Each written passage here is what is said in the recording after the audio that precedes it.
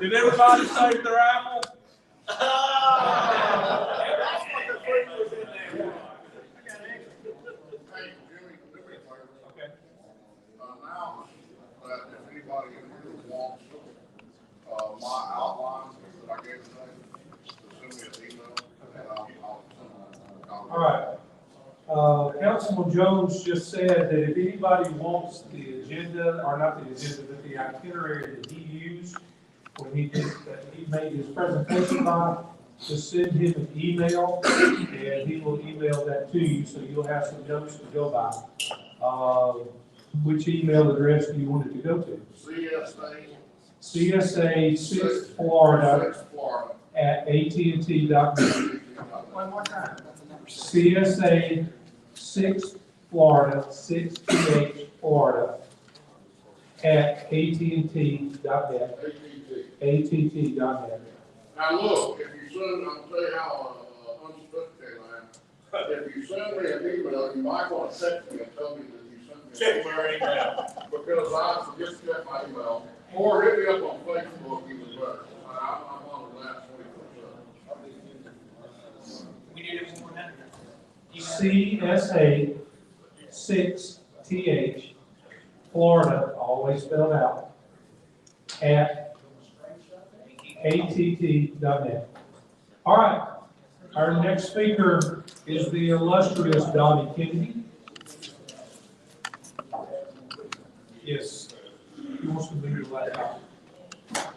So I have on the agenda that this is going to be Make Dixie Great Again, Part 2. So, don't know exactly if that was right or wrong, but anyway. So, pay close attention. He's got a lot of good ideas, things that will work and help. So, I'll leave it up to Donnie. Thank you, Commander. All right, folks. In case, what are you laughing about, Carl? Play. Look yourself in You that. can't take Carl anywhere, not even embarrass you, I swear. All right. Oh, Carl, I was telling Sandy Mitchell, who was, I think, a colonel in the Army, about our conversation about the 9mm and 45, and he said that for me to tell you, the reason that the Marine Corps, since they've gone so woke, has gotten rid of the big 45 and went to the 9mm was because the Marines couldn't get that big gun out of the purse fast enough. So.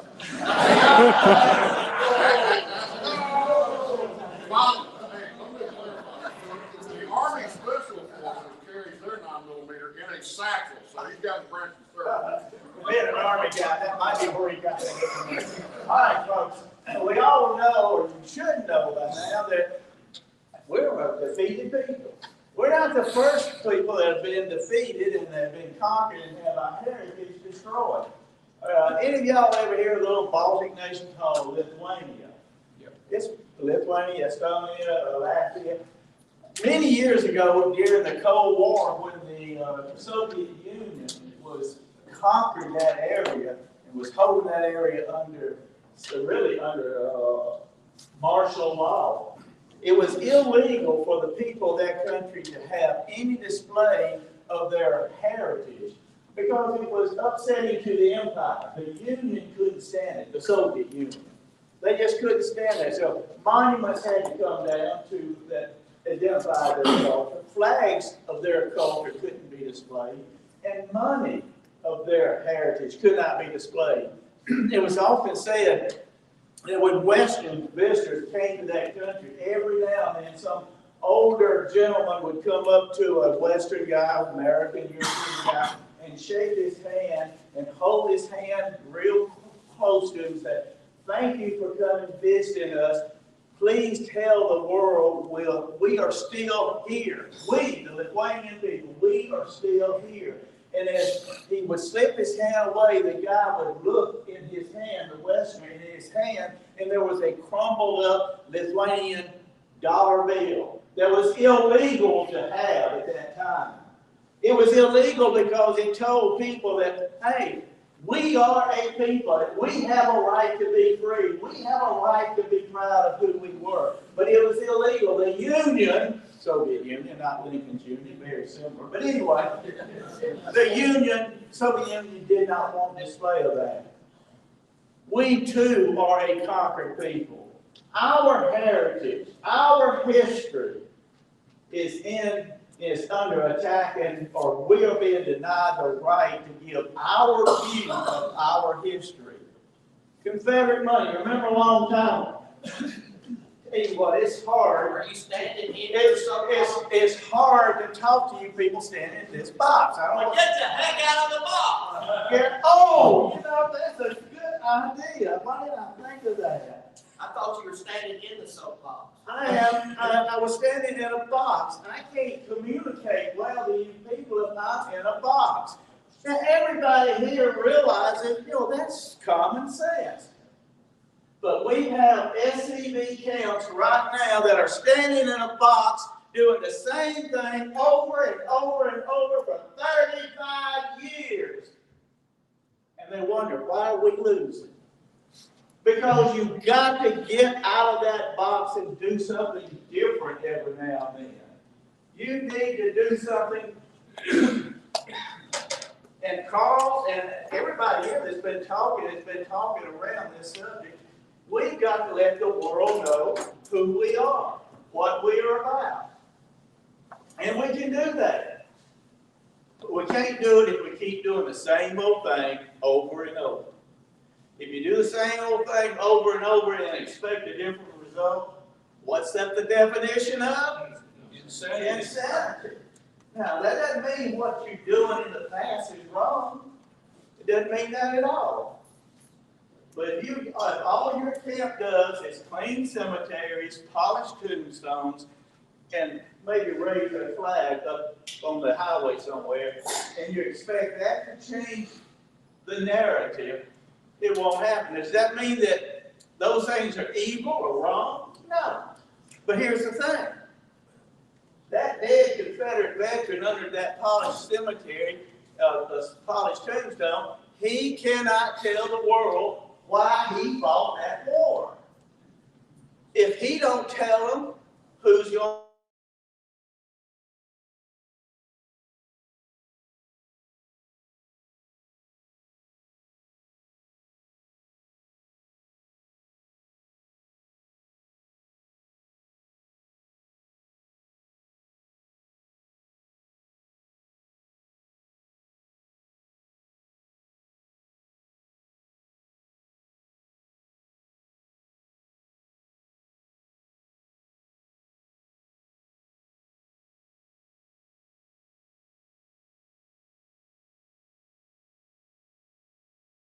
the interstate?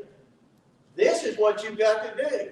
Get on your social media account. Take a picture of the crew there in front of that cemetery that's cleaned up, or that flag that you just raised.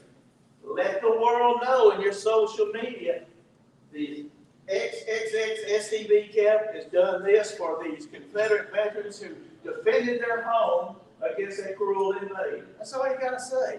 You've told the world that these men in that cemetery were noble men. The sons of Confederate veterans are protecting them, and the sons of Confederate veterans are promoting their history and their heritage. All of a sudden, you've taken a good project and made it not only a good project, but a proactive activity. Because now you have told the community what this is all about, who we are, and why we are doing this. You can take that same picture and go to most local newspapers, especially if they're weekly, and you can have it put in the newspaper.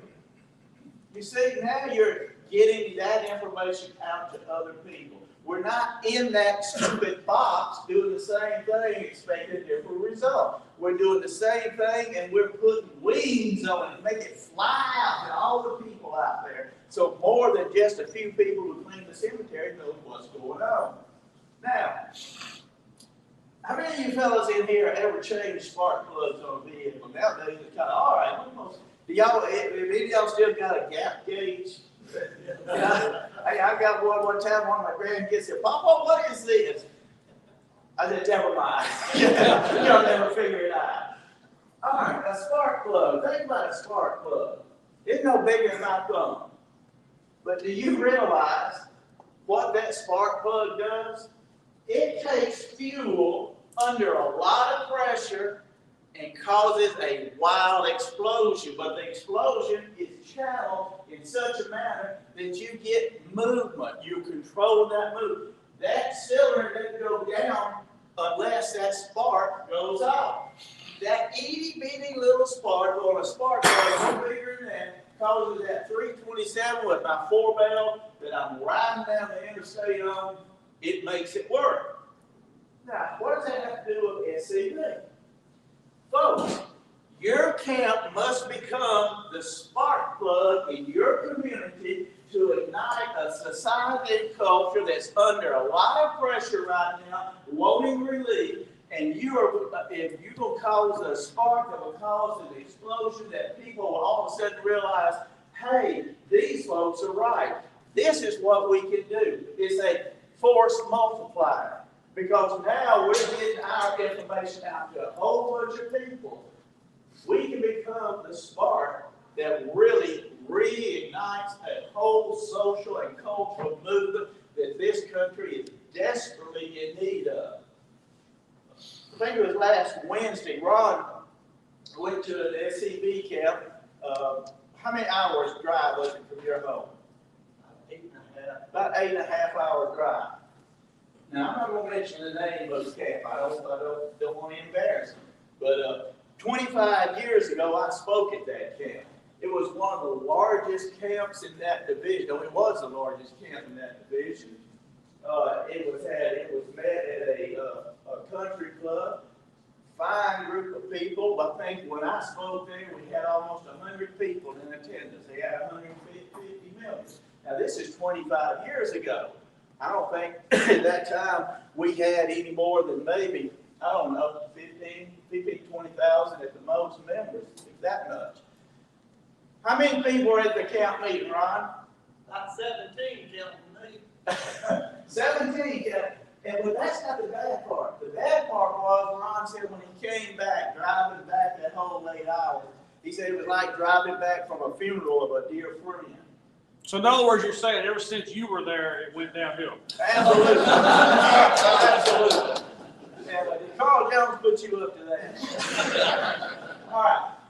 The point is, they are a defeated group of people. Why are they defeated?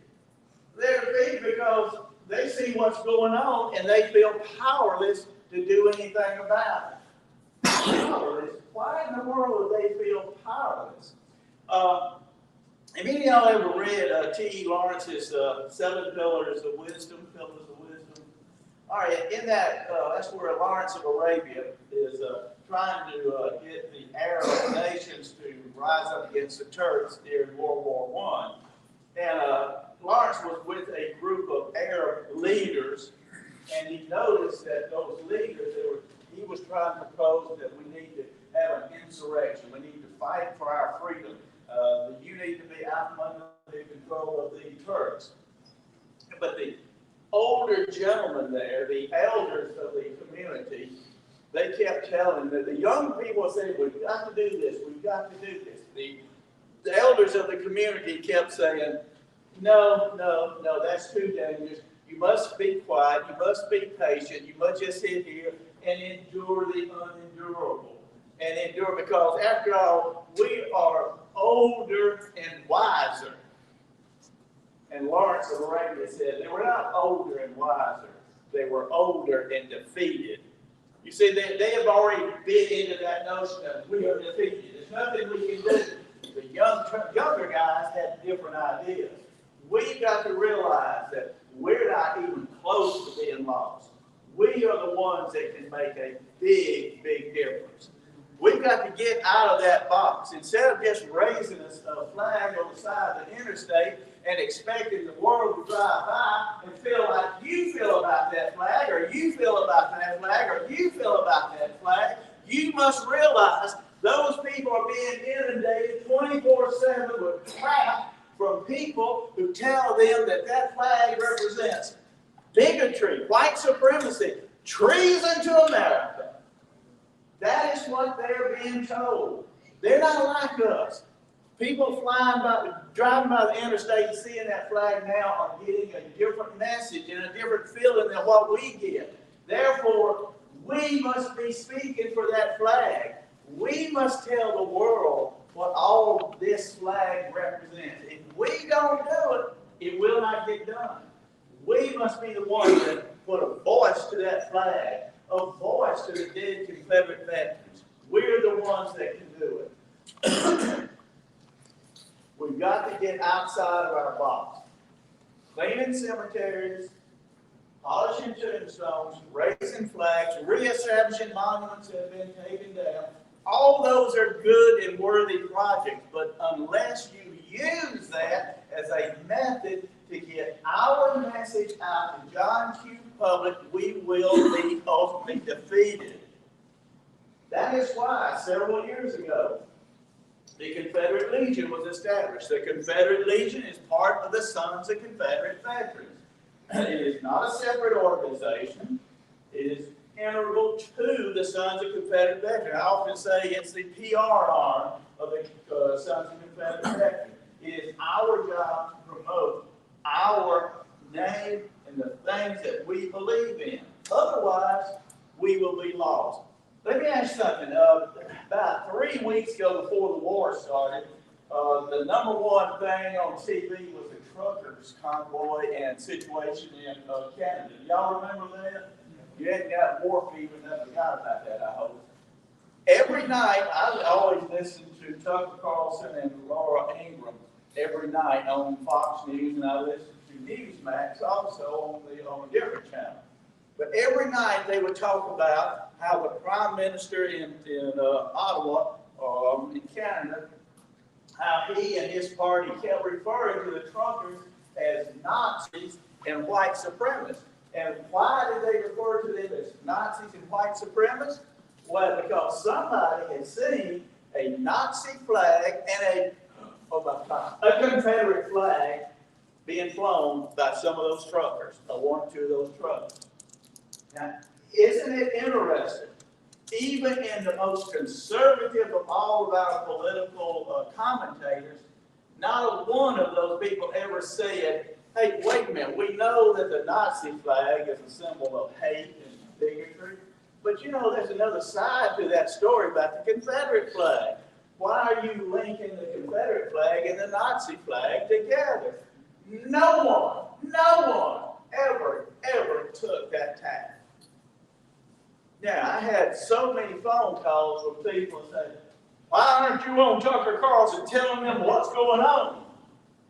Well, let me ask y'all, how many of y'all in here would like to see, better than me, Carl Jones, or myself, or Jason, on Tucker Carlson giving out? Come on, is anybody in here that one fellow would like that? Or maybe I better quit.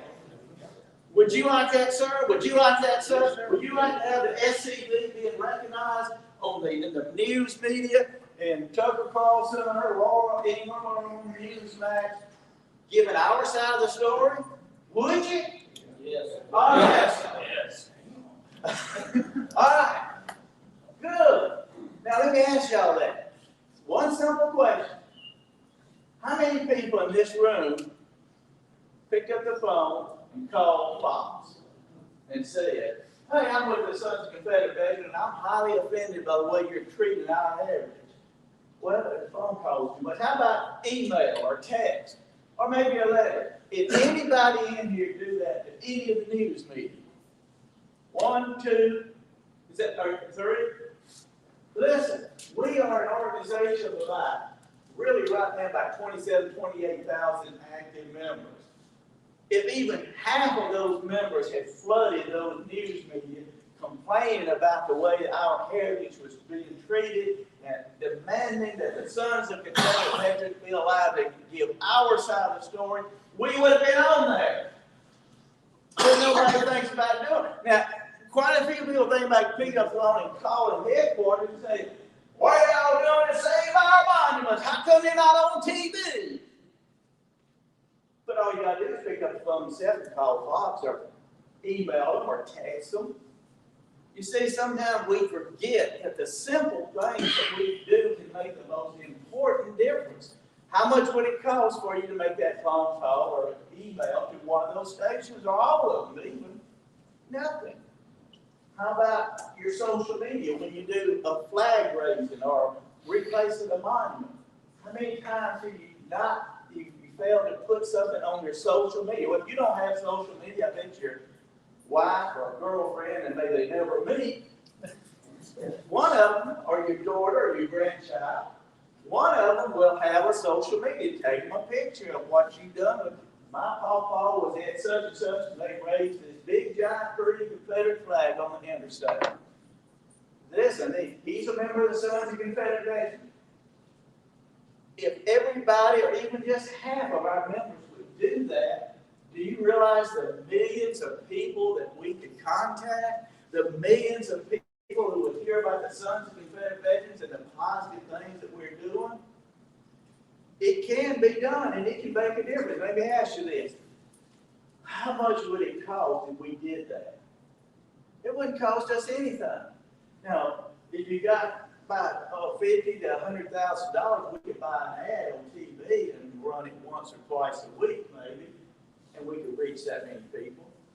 But it wouldn't cost us anything to do it if we use our social media's account. We've got several different accounts. Okay, all right. I'm just saying this to say that we've got to get out of that box, think a little differently. What we need to do is think about, I'm going to get out of that box and I'm going to kick that Yankee butt right out of here. We don't need to put up with that crap any longer. We have tools that we can fight this battle with. And that's what the Confederate Legion is trying to provide you. All right, one of the things that we're doing, I'm glad to hear several people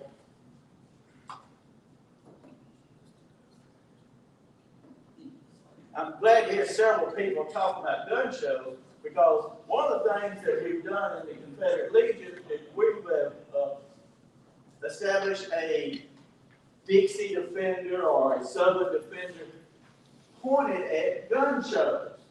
Because I think was it Carl or someone said that you have a different group of people going to a gun show. So you need to address them a little differently. They're not interested in battles and leaders as much as they are in weapons. So we need to address that. Now, first thing, gun shows. When you go to a gun show, do you expect to get 5, 10, 15 new members? If you do, you're looking at it the wrong way. The main purpose of a gun show, the main purpose is not to get new members. That's a sidebar thing, and you hope that you get 1 or 2 or 3 good members. You probably won't. The main thing is that you're putting your face in front of the community, and you're showing them we're the Sons of Confederate Veterans. We're a decent group of people. We've got literature here. We've got all kinds of things available to help you in your genealogy to find out who you are and talk about your ancestors. We're the good guys that fly the Confederate flags. You want to get that message out to your community. Now, why do you want to do that? Because that is like one drop in the river. If you go down to the mouth of the Mississippi River, it is as far as from here to cross that part here before you get from one bank to the other. But remember, the Mississippi River got started with one little drop of water, then another drop of water, and then another drop of water. It's a cumulative effect. Carl said he was in advertising. Carl, can you run one ad in a newspaper and sell a lot of product? Not usually. Not usually. Not unless you're selling gold at under market value. Well, if it's you got 1 million subscribers, then maybe. Maybe. But if most of them don't have that. Right, right. So what we're saying here that whether you're selling our product, now what is our product? Our product is not necessarily SCB. Our product is correct history about our ancestors. Pride in your heritage, who you are, and why you believe what you believe. Now, in the process, we're going to recruit members. So that is what we've got to go one step at a time. Every little thing we do. All right, let's take Carl here. His camp, they're involved in gun shows. They go to gun shows. They give out literature. They see people. Well, that's good. That's one drop in the water for building a big river. Let's say a month later, his camp is seen in the local paper with a picture of a bunch of SEB people in front of a cemetery that hadn't been cleaned in years, and they cleaned it up. And now I read that byline that the Carl Jones's SEB camp has cleaned up this cemetery, and these are the members, and they did this in honor of the men who defended their homes against an invader. You don't have to get into a big dissertation about they wasn't traitors and they wasn't fighting for slavery. You're just making a positive statement. Okay, that's another drop in the stream that we're building the idea of who we are.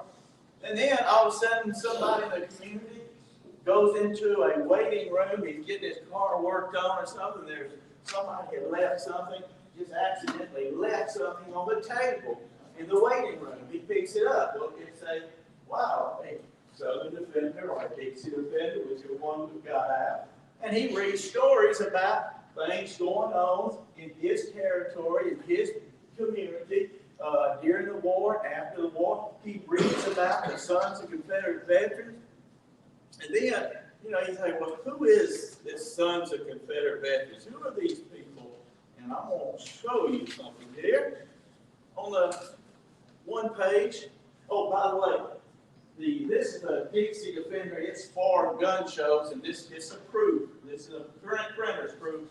They'll be on slick paper, bound full page. And I've got some back here on the back that I'm going to give away. This is what it looks like in reality. Yeah, right. I've got one here in a minute. But what I want to show you right now is this ad. I've got an ad here that's in this Dixie Defender at the gun show or wherever that this guy happened to pick up at the car wash or whatever, dental office. Somebody accidentally left it in the waiting room. And he looks here and he says, Sons of Confederate Legion. Wow. Elm Springs, that's the big antebellum home. They got that. Oh my God, they got the burial spot of General Nathan Bedford Forrest. I've heard of him. And look at that. That's a National Confederate Museum and headquarters in Columbia, Tennessee. Wow, I'm all of a sudden impressed. That little group of 3 or 4 guys I saw at the gun show, they represent a rather big, impressive organization. There goes another drop in the bucket of water. And then they look over here and what's that QR code there? Let me look at that. Modern American Military Heroes.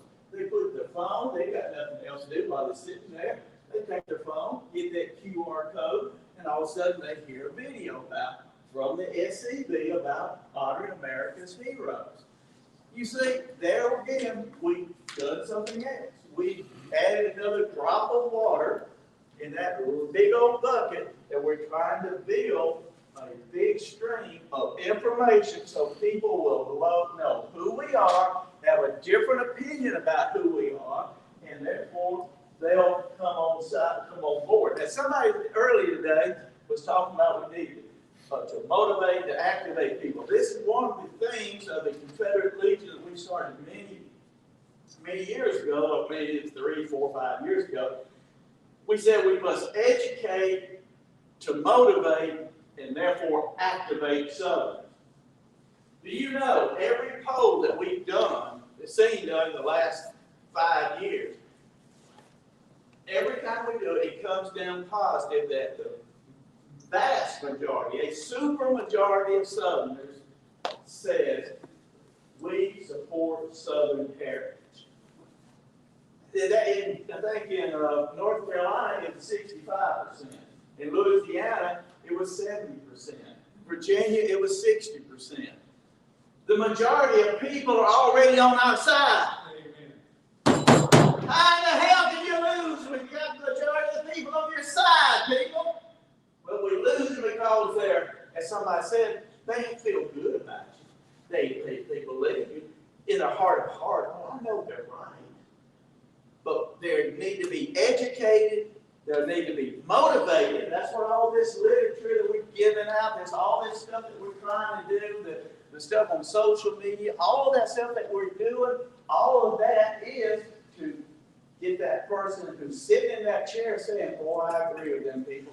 Educate him so you can motivate him, get him up, and then activate him. And when you activate him, you get members. We get members in the Sons of Confederate Veterans, or we get members who are supporters, people that when you need help, What will they do, Carl? They'll pick up that phone and call and say, hey, we need help. We need people that will let the politicians know, hey, I don't like what you're doing.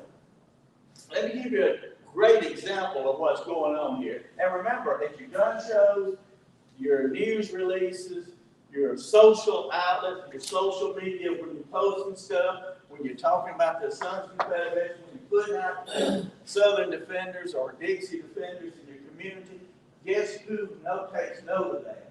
The political establishment will take note of that.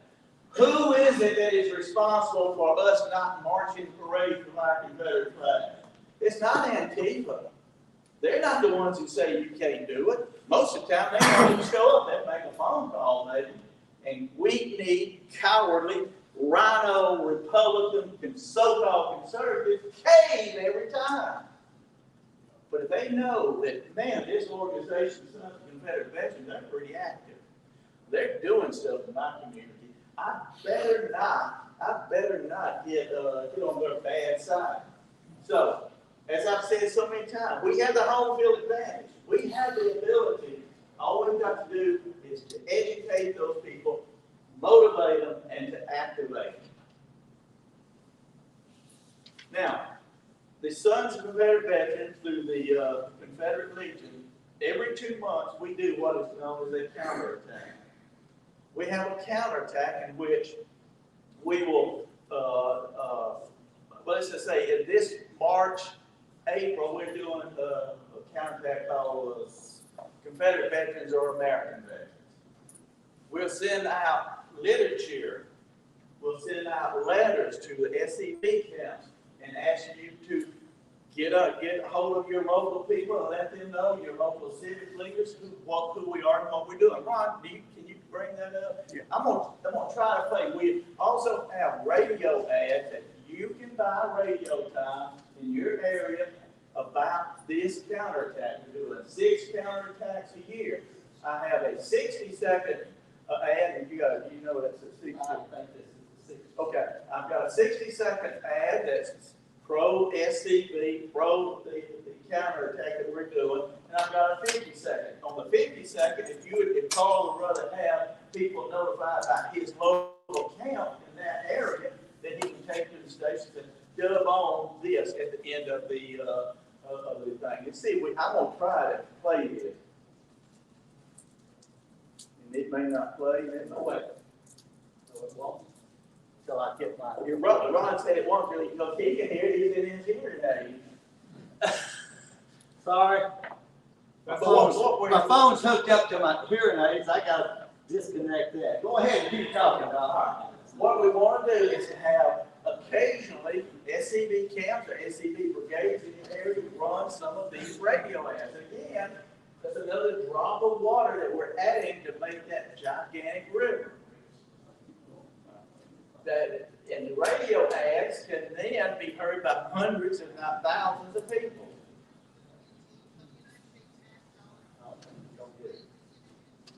No, I'm sorry, you can't hear that. With the,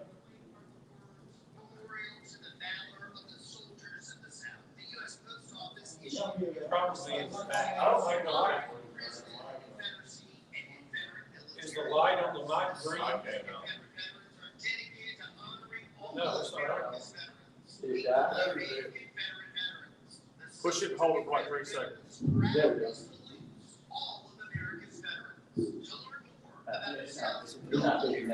But I wanted y'all to hear that. Unfortunately, I left in such a hurry I didn't have time to get on thumb drive until we put it on the computer. But anyway, it's an SCV ad that promotes the Confederate veterans, being American veterans. We talk about the U.S. Congress recognizing them. We talk about the U.S. Post Office recognizing, and that they are part of America's heritage of respecting veterans, and that we respect all veterans. So, again, we're making some connection with the veterans in the community. We're also letting people in the community know that we are busy doing things. Now, if every SCV camp, once every 3 times a year, would run some of these ads, we could flood the area, flood your local area with information about the Sons of Confederate Veterans. We need to get those people who are sitting there in their easy chair and agreeing with us. We've got to get them motivated to the point that they will become active in defending the cause. Either they'll be active as members, or they'll be active as people who will pick up the phone and call their local people. As I said, most of the time we have problems with monuments coming down. It's not because Antifa or the federal government tells you gotta take it down. It's weak-kneed politicians. Weak-kneed politicians, they will go whichever way the wind blows. They're gonna do this. That big old wet finger, stick it up in the air, and if it's blowing, say that away, that's the way they're going to go. So we need to be able to do something. And our counterattacks will come once every 2 months. And let's see, I may have. Are y'all familiar with the SCV or the Confederate Legion counterattacks? Have you even heard of that? We only been doing it for about 3-4 years, but not so many other things. In January, February, we do Confederate diversity. We have ads, we have Southern Defenders, we have letters that you can send out to your local civic organizations, encouraging you to take a listen to what we're doing. In March, April, we're doing Confederate veterans or American veterans. In May through July, America's secession holiday. That's the one that Carl likes. August, September, we do the South Defender, the Defender of the Constitution. In October, November, we do America's First Thanksgiving, where we point out that First Thanksgiving was a Southern institution, not a New England institution. And if they're lying about that, what else are they lying about? I'm seeing times over. But no, that's basically what I'm saying. Then we do Christmas in Dixie. So all these things we're doing is in an effort to get our message out to the general public. Now, here's the deal. Like that little spark plug I was telling you about, if your camp will become involved in these efforts, we can really change things. But we need your camp, but it has to be done at the camp level. It is at the camp level where the business of SCV has always gotten done. We're not going to get it done from the national. It has to be at the camp. The camp, the brigade, and the division is the most important thing of all. Now, after I get through speaking, Ron back on the back table has got some Southern Defenders. Now, these Southern Defenders he's got are the ones that were produced in Florida, Mississippi. It's produced by Ray Shores, and we provide the information, but he's the one that does it. And he has a different idea on some of the things that need to be done, so we are going to be producing the Dixie Defender for the gun show, and that will be coming out shortly. Now, here's the problem. Now, make sure you tell them that our ads in the Dixie Defender helps to offset the cost, and they are paid ads. Yeah, Ron wants to make sure you know that in this Southern Defender here, we don't do this. There's an ad here on the back that's put on there about Ray Shore. That this is basically him. We're just providing the information that he's using for us to get stuff out. But on the Dixie Defender, the one that will be coming out shortly, that looks like this, but it'll be in better form. This is a printer's deal. The ads here will clearly state paid ad. Ron and I buy ads in these. It costs us $100 for every 1,000 of these that are printed up. And if you got books or you got tapes, if you got some shirts or whatever you want to sell, get in touch with me and we'll bump my ad and put your ad in there. But that money for those ads is then deducted from what the Confederate Legion has to pay for Frank to print them up. So these Dixie Defenders that will be coming out shortly. It will cost about 33 cents each. If Ron and I had not bought an ad on that, it would probably cost about 38 cents each. So by buying those ads, we're decreasing the cost to the camps, because what I want is the camps to start using these. Think of gun shows as a recruiting tool, but it's a recruiting tool that's a long endeavor. Take the long view, not the short view. It's part of the process of letting your community know who we are and what we are all about and what we need to do. Now, I don't know if y'all have heard about it now, but recently in St. Landry Parish in Louisiana, they had a city, they had a police jury meeting, which I believe they voted to remove their Confederate monument. Now, the sad thing about that, in that parish, you realize in the last presidential election, around 56 to 57% of the voters voted for the most conservative candidate there. So why are these councilmen joining the forces with Black Lives Matter and Antifa and other neo-Marxists and doing what those 56 to 57% of voters are opposed to? Well, again, they're taking the route of least resistance. What we are proposing in Louisiana, and we hope that we can get it duplicated here, is to do an SCV public poll in Louisiana. We're going to do a sample, representative sample count of example of people in the state of Louisiana, and we're going to ask them about Confederate monuments, should they be removed, maybe why they think the South seceded, or just some simple questions. Now, we're going to probably send out 1,000. Yes.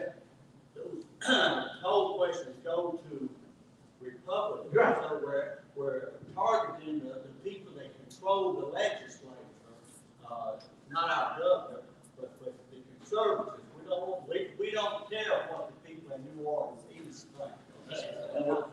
Unfortunately, yes. Well, what he's saying is that what we do, we're polling conservative voters, because what we're going to do is collect this information, show what we've got, and then also, I think it's in, which book, Punish for Poverty, we've got some citations there showing, even in national polls, how Gallup poll and other polling institutions have proven over and over and over again that the American people are not in favor of removing Confederate monuments, even up north, but down south, certainly not. We're going to put all that together, that information, and then we're going to ask camps in Louisiana, once we get this done, to send every elected official in your area this information. The Sons of Confederate Veterans have done this poll, and we see where the people of Louisiana emphatically are opposed to attacks on Southern heritage. We send that out. Then guess what we're going to do? We're not just going to stop there. Then we're going to take that information and put it on our social media, so more people will hear about it. And then we've got what we call Southern-friendly media outlets in Louisiana. There are newspapers still in existence in Louisiana and Alabama too, Tennessee, wherever, that are friendly to our cause. At least they're not anti-us. We're sending them that same information and ask them to publish it. Then we're going to get on talk radio.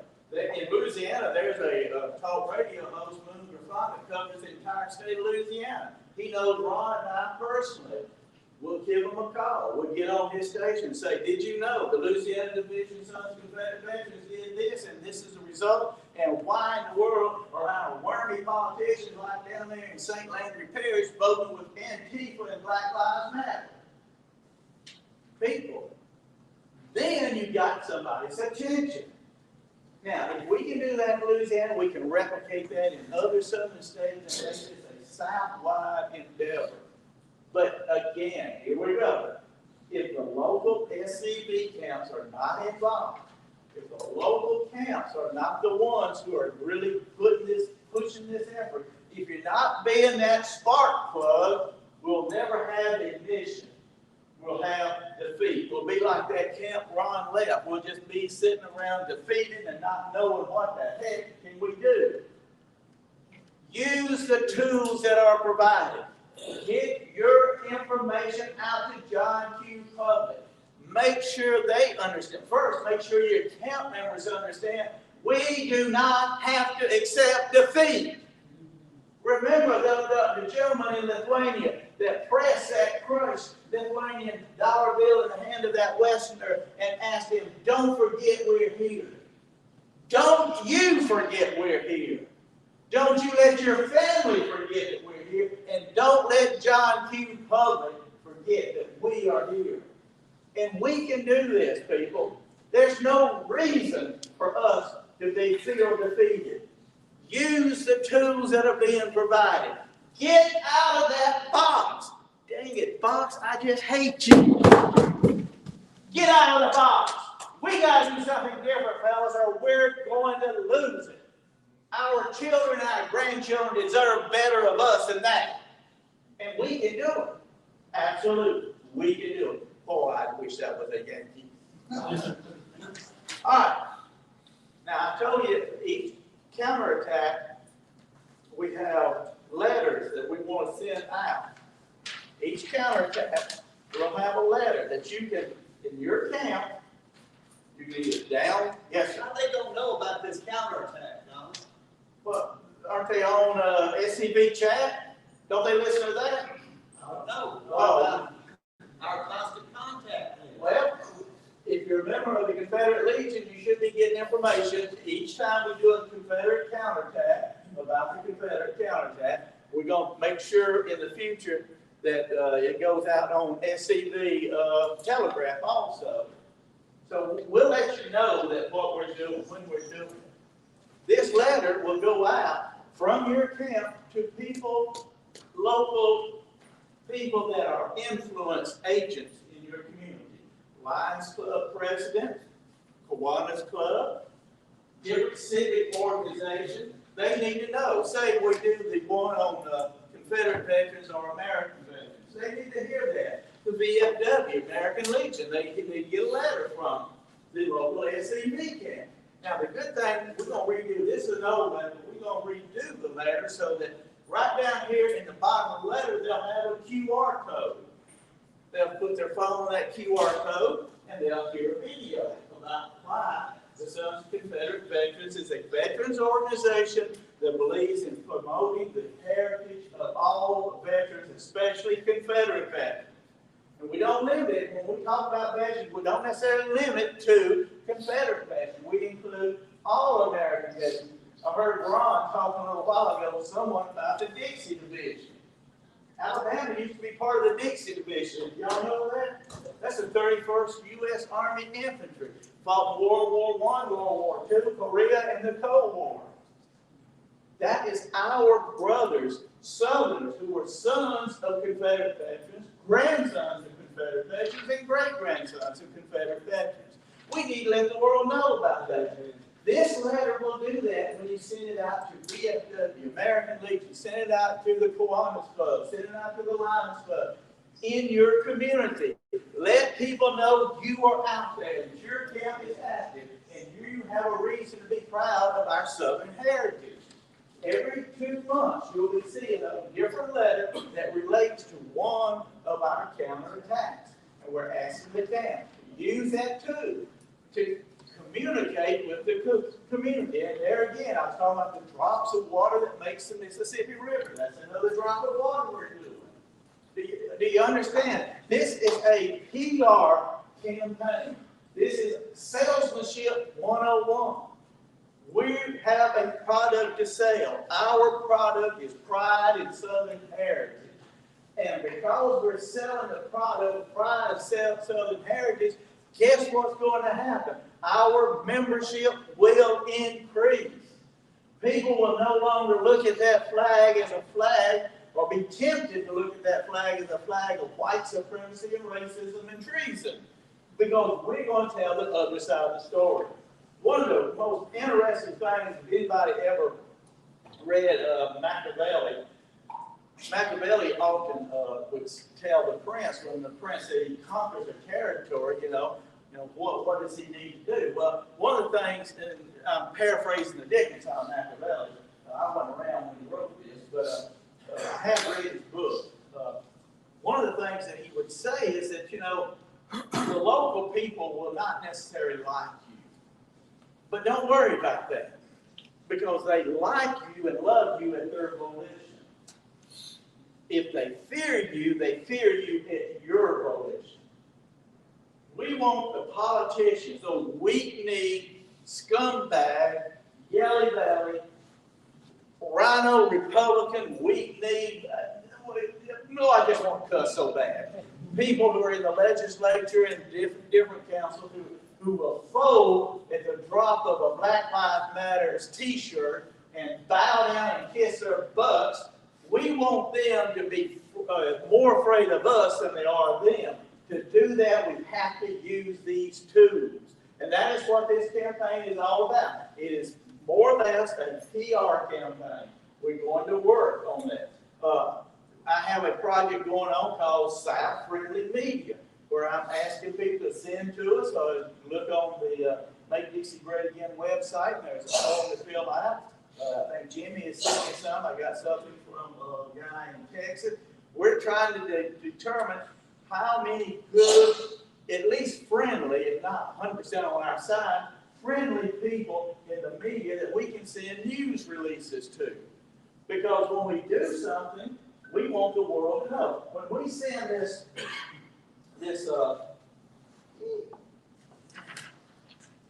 when we send this poll out and get the results, we don't want to just keep it to ourselves. We want everybody in SCB, every SCB count to know the results. Absolutely. So they'll know I don't have to feel defeated. But then we want every politician to know about it. And one of the ways we can let the politicians and the general public know about it is we issue a news release from the SCB headquarters. And we send it to all, we'll send it to all the papers, even the national papers. Most of them will not take it, and if they do, they'll use one line positive and 3 lines negative. And I'm going to get to that in a minute. But we want all those media outlets, including various talk show hosts and podcasts and people like that, we want them to hear from us so that they will then say, well, I've just got this news release in from the National Sons of Confederate Veterans, and look here, Southerners are still proud of their heritage, even after years of attack. Now think, if that goes over all across the South, there's going to be a change. We're going to take those people who were sitting in that armchair and say, oh yeah, I agree with you. They're going to say, oh man, I'm not alone. Most times those people are saying that because they feel like they're alone.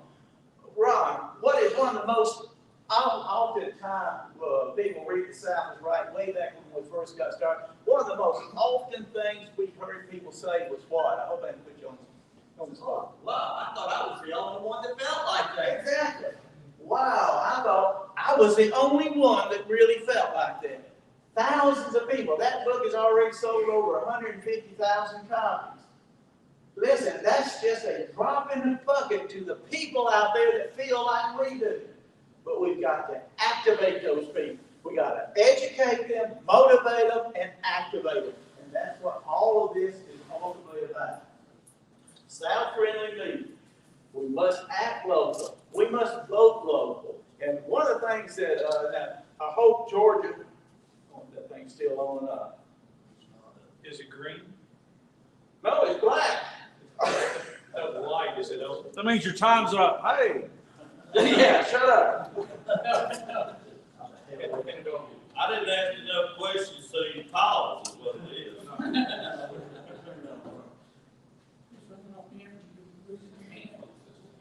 You know, if you're tired and you can't get your voice out, you want to sit down for a while. You know, take Sit a break. down. I ain't half through yet, boy. One of the main things we want to do, is Squeezing down here. y'all know where to squeeze it, just like making love, boys. Sorry about that, guys. All right. So one of the things we really want to do is to get people in the mode of understanding that just because we are a 501c3 organization, we don't have to stand back and let the enemy say and do anything about it. We can get out in the community and say, hey, this is wrong. This politician over here that said this, he was wrong. And we can't say, don't vote for this politician. But we can say, he's wrong, and this is why we feel that he is wrong. You can do that. That's under our 501c. Remember, The Southern Poverty Law Center is a 501c3 organization. Did y'all know that? Just like that. Now, of course, we're scrutinized much closer than they are, obviously. But what we need to learn to do is to get outside that box and to get more politically active. Now, you can be politically active as a citizen without being pulling the SCV into it. That means that if the SCV wanted at election time, if they wanted to go out in the community and do a voter registration drive or a get out the vote effort, you're perfectly legal to do that. You can't do a get out the vote drive and say, well, only take people who vote like us to vote, right? But you know, in your community, you can do a get out the vote. Make sure to call your friends, call your neighbors. Have you voted yet? We've got to do things like that. Ooh. This is a Lord. Hey, it's nap time. Thank you, Ron.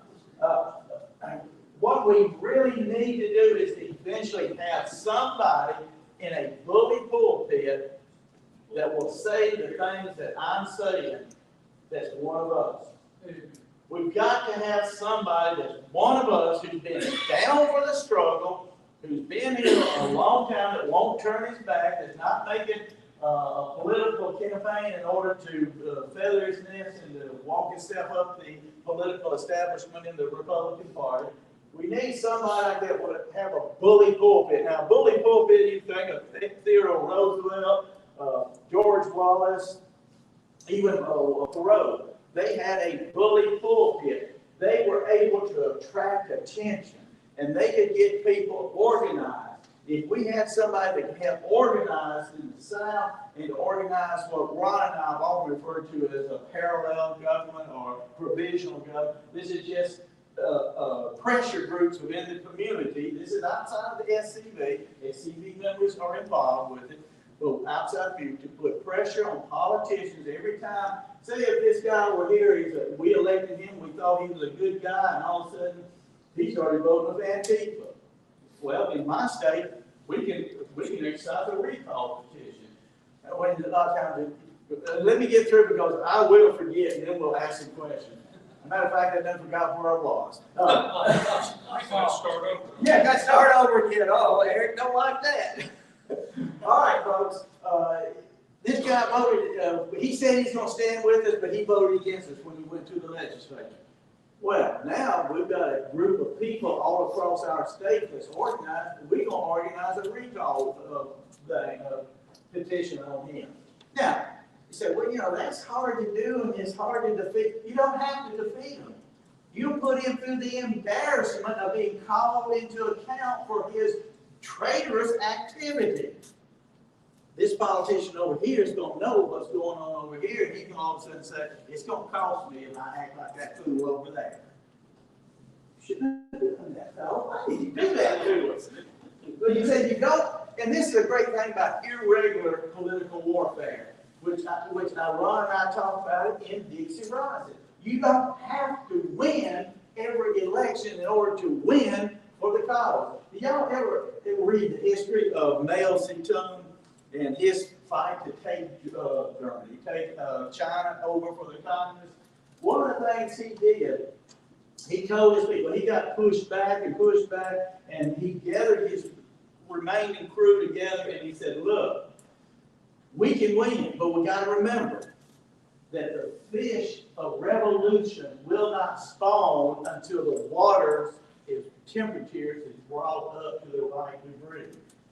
In other words, they had to get back out there and do what I'm talking about doing here. Get into the community and start telling people why they need to act different, why they need to take a different stand than they've been said, why they need to be active. In other words, he was raising the water so the fish of revolution could spawn. That's what we've got to do. The SCV has a critical, crucial point to be made, and if it's not made by us, it will not be made, that we've got to raise the water so that things will happen, so that we will have then people who will organize political activity that we as SCV cannot be involved in, we as individual citizens can be involved, and we can really make a difference. It's a bully pulpit. And it can work. I encourage you to read that little book, Dixie Rise, and see what we're talking about. Now, folks, I've said it once, I've said it 100 times. There's no reason for us to lose. We've got the people on our side. We've got the home field advantage. What we don't have is we're not using tools that will manipulate, not necessarily manipulate, but inspire those people to become involved. That use the tools that will make the political establishment fear what would happen to them if they turn their back on us. We can do that. It's going to have, got to get out of that box. We cannot keep doing the things the way we've done it for the last 35 years. I joined the Sons of Confederate Veterans in 1985, probably before Carl was born. I know that. I know you're on that, son. I see camps today doing exactly what we were doing back then, and they're wondering, why are we losing this fight? And then they'll call me, I had to call me as Chief of Heritage Operations. Why aren't y'all doing something? My question is, why is your camp not actively involved in using the tools that are being provided to change the scenario? You can do that. We can do that. Just think, if we use these tools properly, we can reach millions of people in the future. I want to see Harrison, is he, your dad gone? I want to see him do a video voiceover that we can do talking about the Sons of Confederate Veterans defending traditional American values, and show a picture of the Robert E. Lee Monument being destroyed. And then show a picture of other historic things being destroyed by Antifa and the radical left. And just gently say, the Sons of Confederate Veterans defend traditional American values, and we defend the right to honor our history and heritage. Visit us at our National Museum and headquarters in Columbia, Tennessee. Learn the other side of the story. A 1-minute TV ad that we could put on, say, Fox or Newsmax, and let people know in the whole country know what's going on. Guess who pays attention to stuff like that? Politicians. Not only will we inspire the general public, but we will put a little fear of the Lord in those politicians. We've got to think about getting out of the box that we've been so comfortable in for so long. And I'm no different than the rest of you. I love my comfort zone. I really do. I didn't want to get into SCV to do this. I got into SCV back in right before the 125th anniversary of the War of 20 States, because I wanted to study more about the war and the leaders. That's what I really liked, and it was fun. That was my deal. Then all of a sudden I looked around and saw what's happening. I said, there won't be no more of this deal being told. All that'll be told will be lies if we don't get busy. And that's why, thank God, we have people like you, 35 years ago, Ron and I were not the only radicals out there. There were a few others, thanks be unto God. There were only 7 camps in the Alabama division at that time. Good Lord. There was only, I think it's only 4, no, 5 in Louisiana. But the thing about it, things have changed. I'm looking out here at people, you are just as radical as they accused Ron of us being back in 1990, 2000. Because you're not radical because you're a bunch of bomb throwing idiots. You see the reality of what is happening in America. And you know that if we don't solve the problem will not be solved. I've told this story before. It bears repeating. I was on a podcast broadcast with a young man in upstate New York. He was a young man in his, I think his early 30s.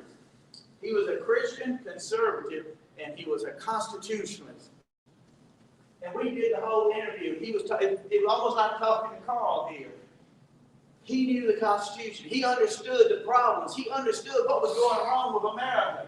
And we kept going back and forth about what needs to be changed and what's wrong with America, and the cultural loss and the loss of political rights and the loss of respect for the Constitution, on and on and on. And at the end of the broadcast, he said, Mr. Kennedy, I'm going to tell you something. When is the South going to wake up and save this country? Amen. Do you understand what that boy said? When is the South going to wake up and save this country? Nobody else is going to do it. And if you people and we don't do it ourselves, it's not going to get done. Our children, my grandchildren deserve more than what they are getting from this neo-Marxist rabble that's running this Yankee empire today. We can make a difference. I encourage you, look into the Confederate Legion. Look at our counterattacks every 2 months.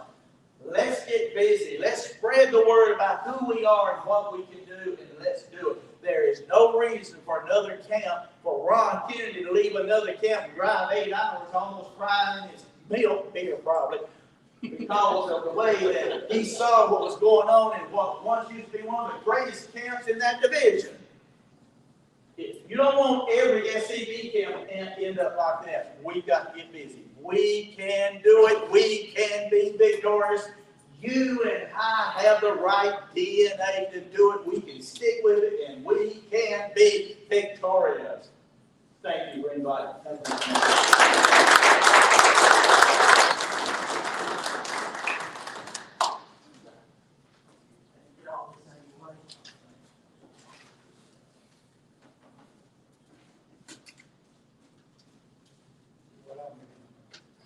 Let me go get my 4 box that's been beat up. Or Yankee. Yeah, there, rascal. It may need a battery. Yeah, looks like it does. Hey, Harry, did I talk too long? Bring the battery down. All right, we were promised some question and answer, so anybody got a question for Donnie before he gets away? All right.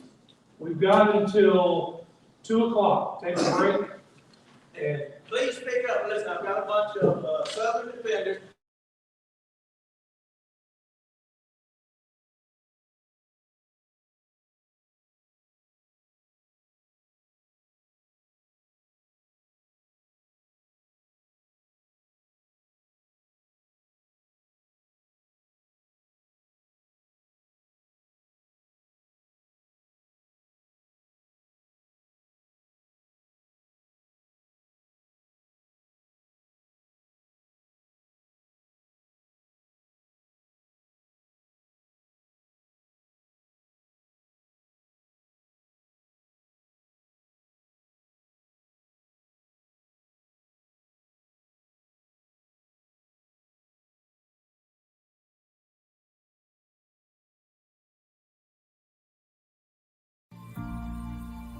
When my mother was in college, she danced with Confederate veterans.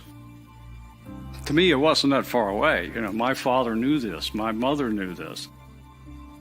Almost 50 years ago, I joined the Sons of Confederate Veterans. In those days, we weren't concerned about saving monuments or any of those things. That wasn't necessary. In fact, none of us had any remote idea that it would ever come up. We can't just sit there and react. We have to be proactive. Or, as Robert E. Lee said, the best way to disrupt your enemy's plans is to strike first. Everyone should do all in his power to collect and disseminate the truth, in the hope that it may find a place in history and descend to posterity. History is not the relation of campaigns and battles and generals or other individuals, but that which shows the principles for which the South contended and which justified her struggle for those principles. If you're looking for some place to be where you think you're going to accomplish something to save our history, go to the Sons of Confederate Veterans. I'm Thomas Lee Jesse. I'm a descendant of Private Daughtery Gilmer, a Confederate veteran.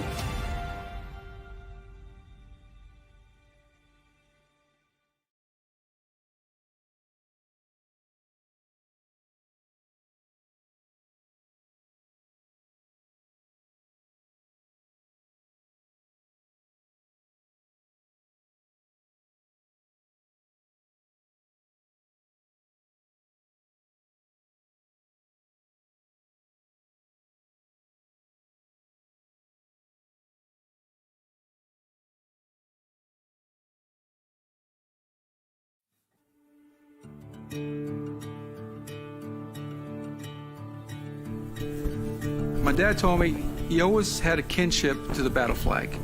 Always growing up, he knew there was something there, but he couldn't put it together. I called my 97-year-old grandmother, and I asked her, do we have any soldiers in the family? I gave her 3 descriptions. Verde, which means green for modern-day soldier. Blue, azul, or gris means gray. And she said, mijo, which means my son in Spanish, is gris. It was gray. My great-great-grandfather was named Andres Torres Rodriguez. He was born in Mexico. He was a laborer. And he was in 8th Texas Infantry, and his unit later on got incorporated to the Texas 33rd Cavalry under Santos Benavides, who was the highest Mexican-American Confederate officer. He was a colonel. There was over 13,000 Hispanic soldiers throughout the Confederate States, but out of those 13,000 were 2,500 Tejanos. And it's 2 words combined. Texas in Spanish is Tejas. Mexican in Spanish, Mexicano. You combine both words, Tejano. They contributed a lot for Southern independence. I think that they deserve respect, honor, and dignity under the Confederate flag that they fought for. There was people of color, Mexican people, and other Hispanics, and other people of color that fought in this war. Everyone's reason was different, but primarily they fought in this war for their independence and to protect their homeland. I joined the SCV because I'm extremely proud of my Confederate heritage. I have Confederate DNA. I just want to ensure that the present generation and future generations know and never forget the contributions of Hispanics in the War of Northern Aggression. I am Richard Luna Garcia, the great-great-grandson of Private Andres Torres Rodriguez, a Tejano Confederate soldier.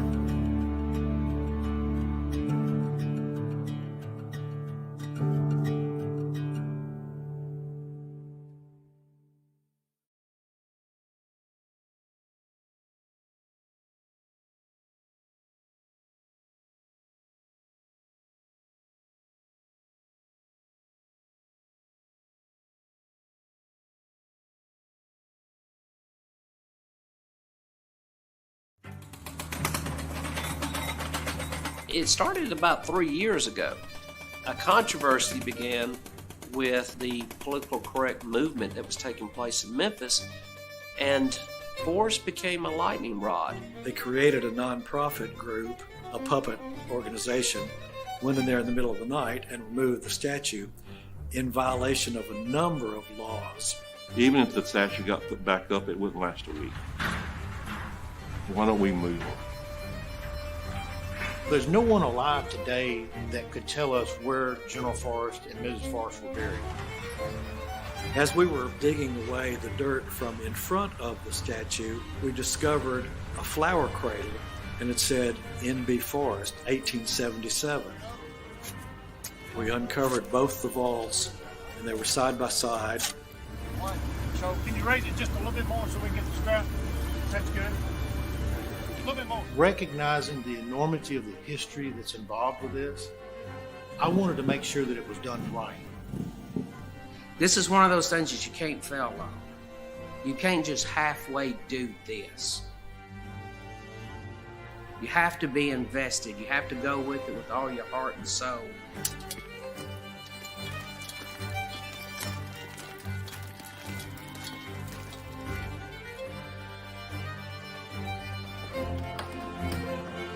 We're here to remember a hero, not just of the South, but an American warrior. The line is drawn now.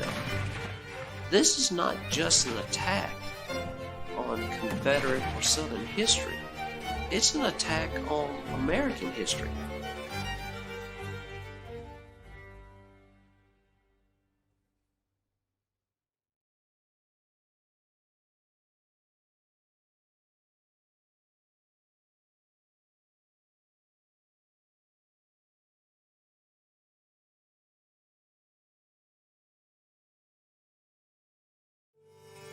I've always been proud of my Confederate ancestry, but I never pursued becoming a member of the Sons of Confederate Veterans.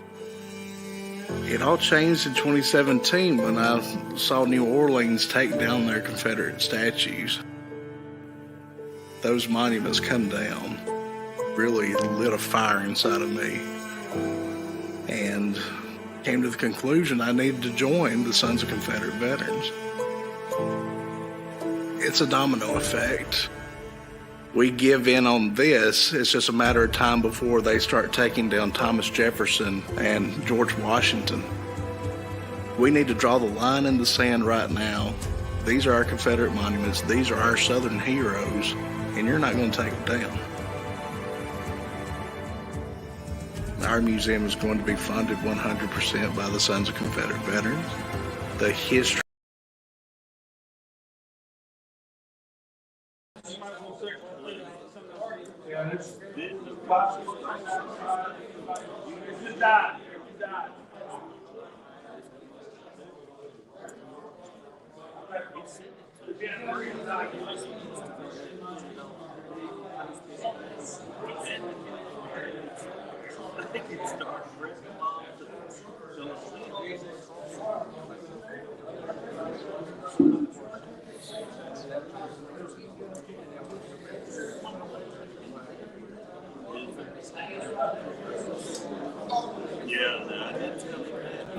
There is a place, nestled in the rolling farmland of southern Middle Tennessee, a home constructed in 1837, nearly lost to the ravages of war. Saved by a servant and a Confederate general. A place where families loved and lost. If walls could talk, what stories could be told? If a place, a home, can feel love, loss, pain, surely this is one of those places. Historic Elm Springs and the Confederate Museum at Elm Springs. Come and discover your history.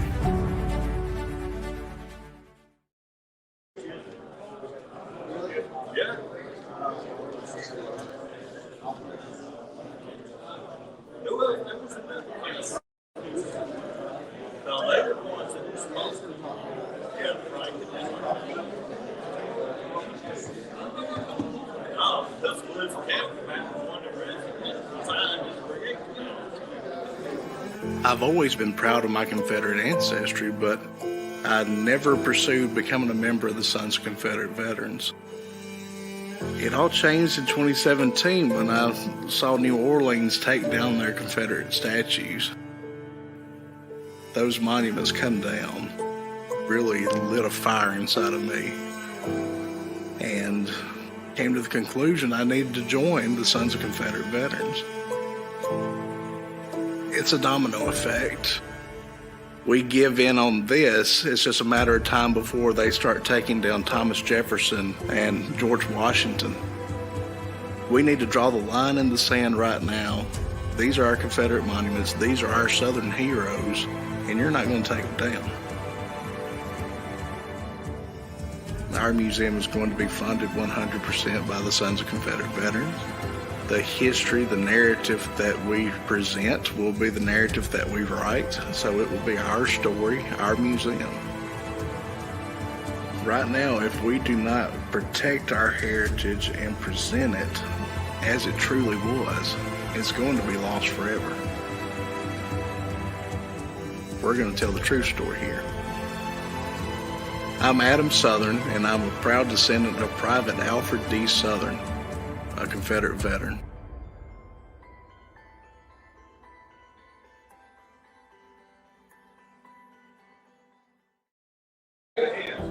There is a place, nestled in the rolling farmland of southern Middle Tennessee. And inside are the stories of heroes and heroines, stories of battles won and lost. stories of sacrifices made by the people of its native soil. A place that will tell the true and complete story of the Southland and the war fought for its freedom. Because the ceiling or the outside is not blue. The outside itself. That's a rendering. Unless they put a coating on top of that blue, but it looks pretty blue. So let's talk a little bit about the museum. All right, we began the discussion as far as the museum in 2009, and it was presented at Hot Springs, Arkansas by then Commander-in-Chief Chuck McMichael. What happened though before 2009 that got the SCV motivated to build and operate a museum of its own? Anybody got to go back in the memory banks that far? Yeah, what happened to the Confederate Museum in Richmond? Yeah. When's the last time you've been to the Confederate Museum in Richmond? There is no Confederate Yeah, Legion. there's not one. There's a piece of one at Appomattox, but it's been combined with the museum at Trenton. Is it sympathetic to the Southern cause? No, it's far from it. So a lot of the families that had donated artifacts to the museum went back and retrieved them, those that could, that had documents that allowed them to come back in. One of them was the Wheeler family went back and got General Joe Wheeler's uniform and a lot of other artifacts because they were appalled when they went in and found the general's uniform in a box in the back room, not on display.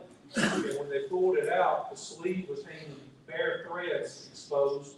The pants all had little holes in them where the pest infestation got in. And they took it back and turned it over to the Alabama Archives. The SCV, the Alabama Division, paid $15,000 to get that uniform restored. And it will be on display at the archives when they get it back. Hopefully, we will end up with it at the museum for a short period of time there at Elm Springs.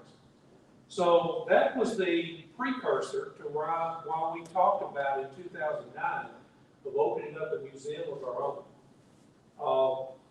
There was overwhelming approval at Hot Springs to start and build that museum, with the understanding that we were going to tell our story. It wasn't going to be just an artifact museum where we're just going to throw a bunch of artifacts in it. We needed to be able to tell the story of how we got there as a Southern people, what was the road to secession, what pushed us over the edge to where we would fight a war to keep our independence or try to get our independence from the Union, and then everything that happened after the war ended.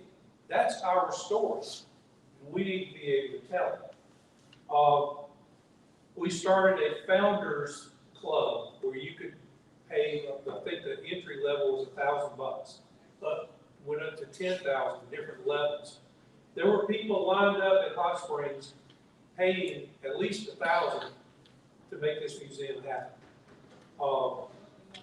So we have continued to raise funds along the way. We're still a long way from having this thing paid for. I don't think I have to go into all of the mistakes that were made, how cost overruns. You got to remember when we talked about a museum in 2009 at $1.8 to $2.5 million, when did we actually break ground on it? 2016. Yeah, 7 years later, what happened to building costs? They went way up. So when a lot of times when you talk to people, they'll say, well, that museum was supposed to cost us around $2 million. Well, it would have if we had started in 2009 and built it in 2009. But there was also some things done where cost overruns were things that we weren't expecting to cost more, or we changed light fixtures, for an example. I was told a light fixture went up $500 for each one that they put up because it wasn't the ones that was in the bid. And we had to have specific lighting. Yeah. And also, we built, how many of you remember the containment ponds out front? We had 3 or 4 of those out there. Well, then nothing got done to them and it started falling in on top of themselves. And then we determined when they found out, once we got closer to finishing it, we didn't need but one of those. We didn't need 4 of them. So we spent $500,000, something like that, to put those ponds there. Now we paid to have them filled back up, which cost you another $250,000. So yeah, there were mistakes made. And we just got to work our way through that. What I really want to talk about today, though, is this new committee. I'm the chairman of the committee. Carl is on the committee. Past Commander-in-Chief Chuck McMichael, his vision is the co-chairman. We have Adam Southern, Jason Boshears, Larry McClooney, William Gladys from North Carolina. We make up the committee. What we're going to be needing from the membership is we need people to help us write the stories. So what we're looking at, here's some of the stuff. I've been out traveling around looking at specific things in museums that caught our eyes. This is one that's at the archives in Decatur, Alabama. Adam Southern really liked that one because it's eye-catching. You got your cabinetry, but you got your story being told in the boards. You can sit there. It's just a brief description of what and this was actually the starting of Decatur, Alabama. It didn't look like that 6 months earlier.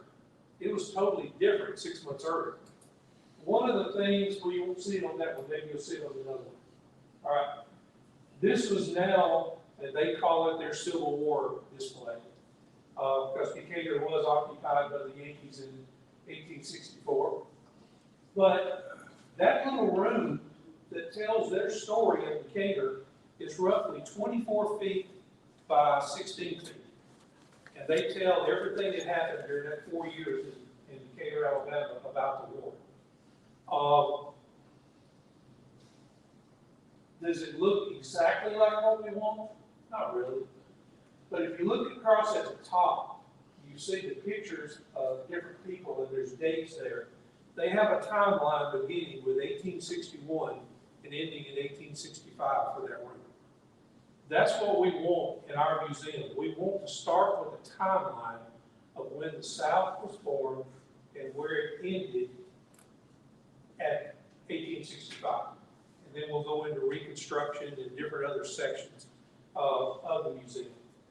But there's nothing really big, elaborate type artifacts in there. But it makes its point. When you walk through there, probably their number one item that's touched at that museum, and you can barely see it right there. It's a small bale of cotton. There's a basket with loose cotton in it. Why is that their number one touched item? They have a lot of people from up north that come through that've never seen cotton.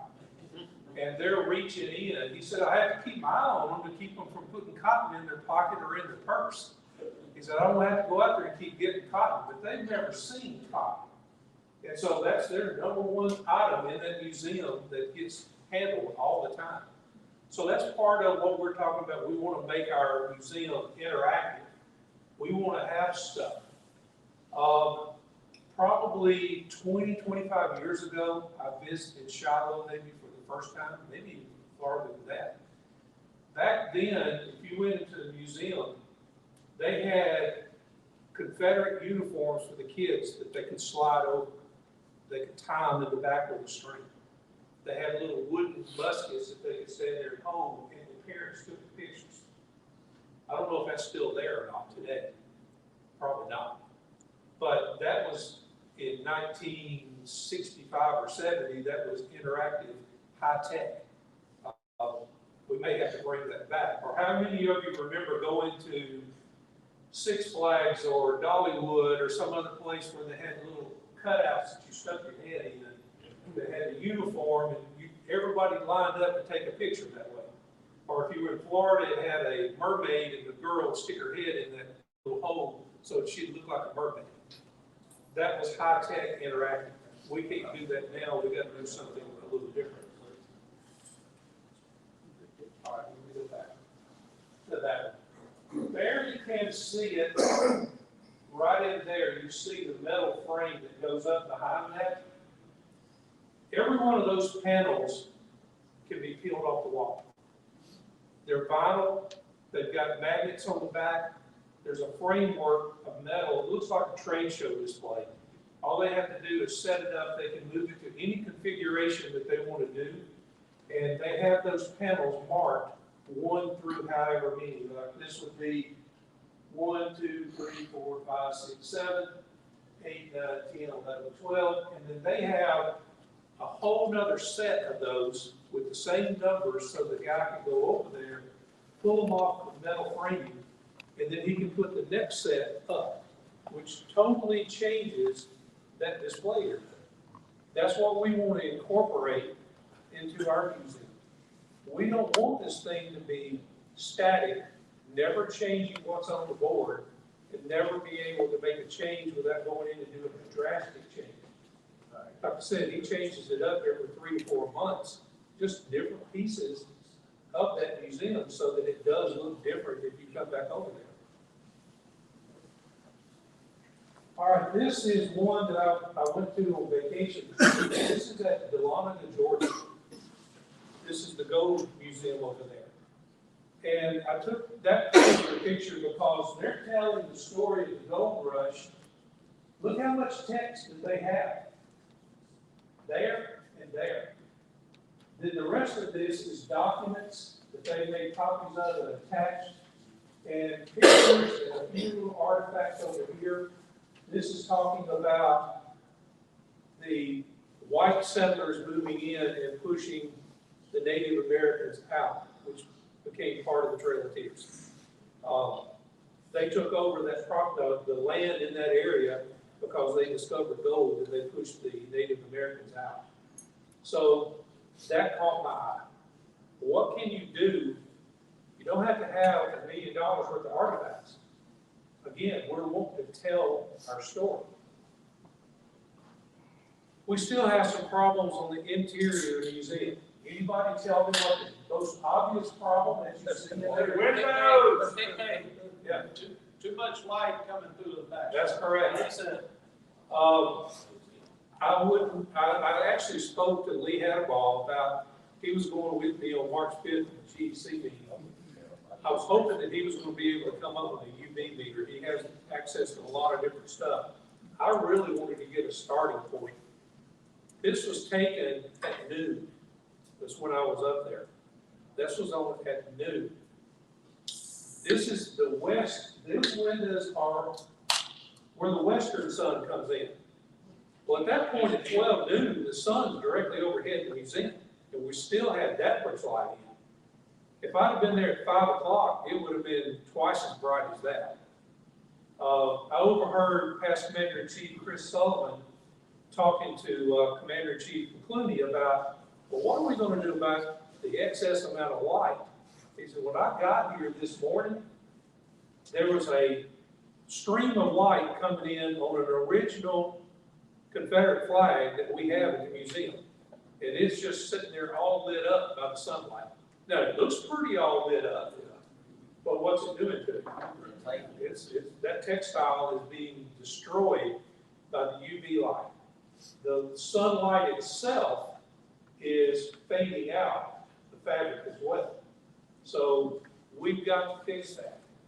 Of course, the other part that you don't see, because this is visual, not audio. If you were standing right there, if we were carrying on a conversation like this right now, this is what it would sound like at the other corner. Well, I know what we're going to need to do to this museum. We have an acoustic problem in that museum because there's nothing in it. But I'm afraid that even if we put in all the artifacts and display boards that we want to talk about doing, we're still going to have an acoustical problem. So we've got a guy that I've already met with him, that he's got some ideas. He actually was hired by Jimmy Buffett to get the acoustical problem that Jimmy Buffett was having in his sound recording studio in his home. He came and fixed it. But it was based on Jimmy Buffett's idea. All he did was screw a hook in one corner and ran the piano wire to the other corner and tightened it up. And he did the same thing in the other, creating a hex. You don't even see the piano wire, but it's an acoustical problem with the way. The wire breaks up the sound waves as it comes across. We're going to be, how many of you been to the museum since it opened? All right, you've already seen all the division flags that are hanging in the smaller room. All of that is being moved to the larger room, which will help break up the sound stuff. We have a plan right now. I met Tuesday, I think it was, that's what I was up to, yeah, Tuesday. I met with a tinning person to see about tinning all the windows. He's giving us a price on some 93%. They're only going to allow 7% of light through the glass. The rest of it will be reflected away. 99% of all UV rays will be eliminated, and he's going to bring a meter to take a reading after we're done. On the airlock, where you go outside to Jefferson Davis's statue, that's going to be done with blackout film that will totally block out that light. So hopefully that will control our problem on that, and then we'll take care of the acoustics. That's really all that we have to do to get that museum ready to start putting stuff in. So with that, what we want to talk about now is our plan, what the committee's been talking about doing. And the first part, this is the entrance wall. If you come in those first set of doors, right now there are Confederate bonds and money there. That's going to be relocated to another part of it because we want to tell our timeline. So I picked this Confederate soldier.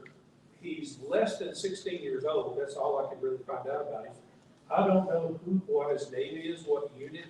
He's just called unidentified Confederate soldier. When the general public thinks of Confederate soldiers, they see those pictures of like the three guys at Gettysburg who were standing there talking at the fence. They look like they're 70 years old.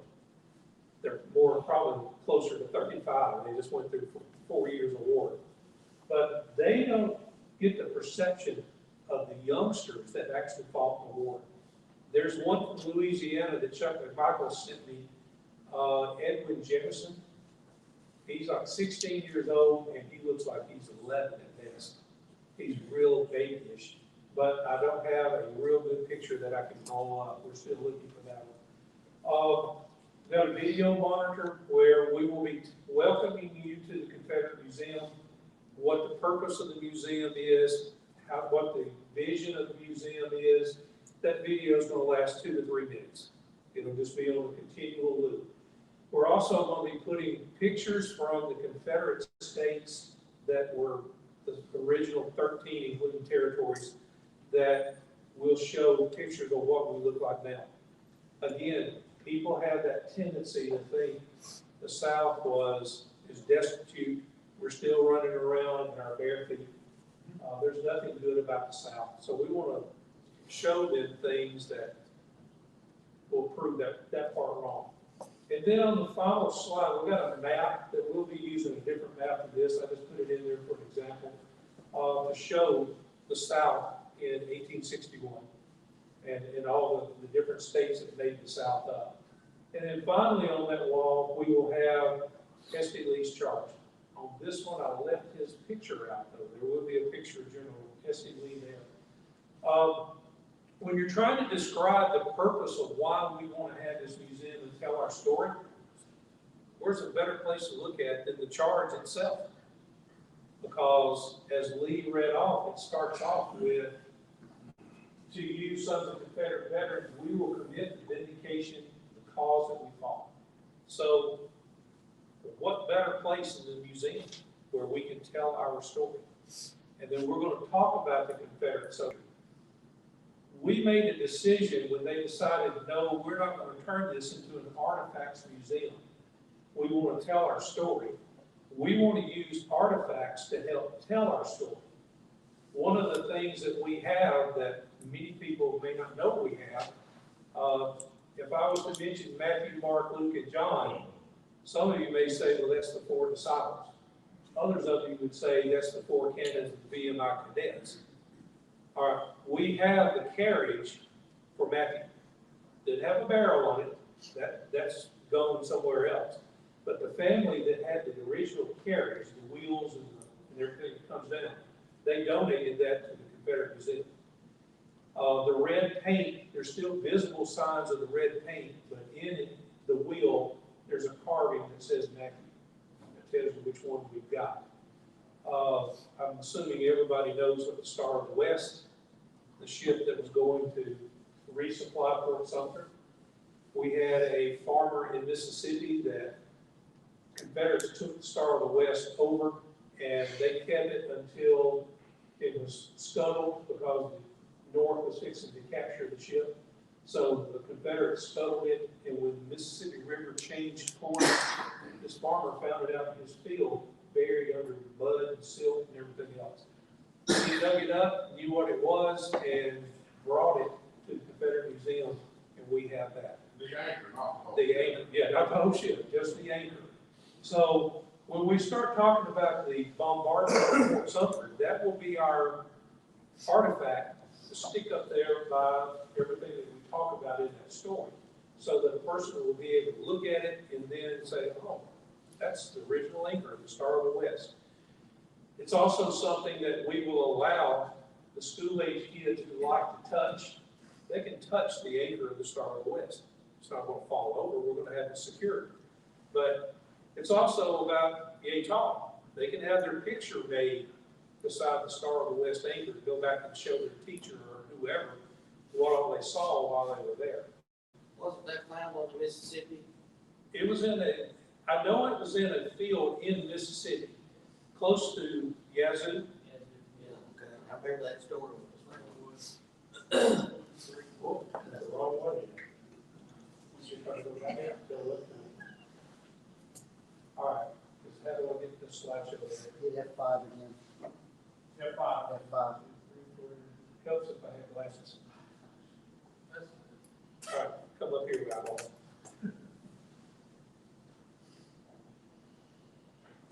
You take your glasses off. You'll have to escape out of that dialogue. Yeah, that slide would be the one I want. Okay. All right, I can do it there. You're not going to do it, Lee. What's that? All right, so the next one, as you turn the corner, you have to remember the wall goes like that. You're going to turn the corner. That's where we're going to start in 1607 with the founding of Jamestown, to start telling our story. Unfortunately, we have another one of those problems. I didn't take a picture of this problem, but not only do you not want museums to have windows, you also don't want doors to open up into the museum. So where the janitor has all of his equipment, the mop buckets and all of that, the only way out of that room is to walk it right outside through the museum and take it out to the gift shop and the restaurants. That's not what you want when you got 50 kids in there on a school group and somebody messed up the bathroom and now the janitor's got to go walk into the museum with his buckets and stuff. So we're going to relocate that door to the other side to where it opens up out into the hallway. So I didn't put a picture of what that wall is going to look like because I don't have measurements of that. All right, so this is the one, I call it Wall 2, but that's an example of what the timeline will be. We'll have the storyboards that will tell you this is the formation of the Union. That's what that wall is going to be. Carl is going to write that, so if you'll take a second and just sort of give them an idea of what we're going to talk about as far as the formation of the Union. Putting you on the spot. I know I didn't tell you. Yeah, I wasn't planning on this. Yeah, I didn't think about it until last night. I don't know in a nutshell, the Union and the idea of what the Union was varied from north to south. Okay, the South wanted to ratify one Constitution,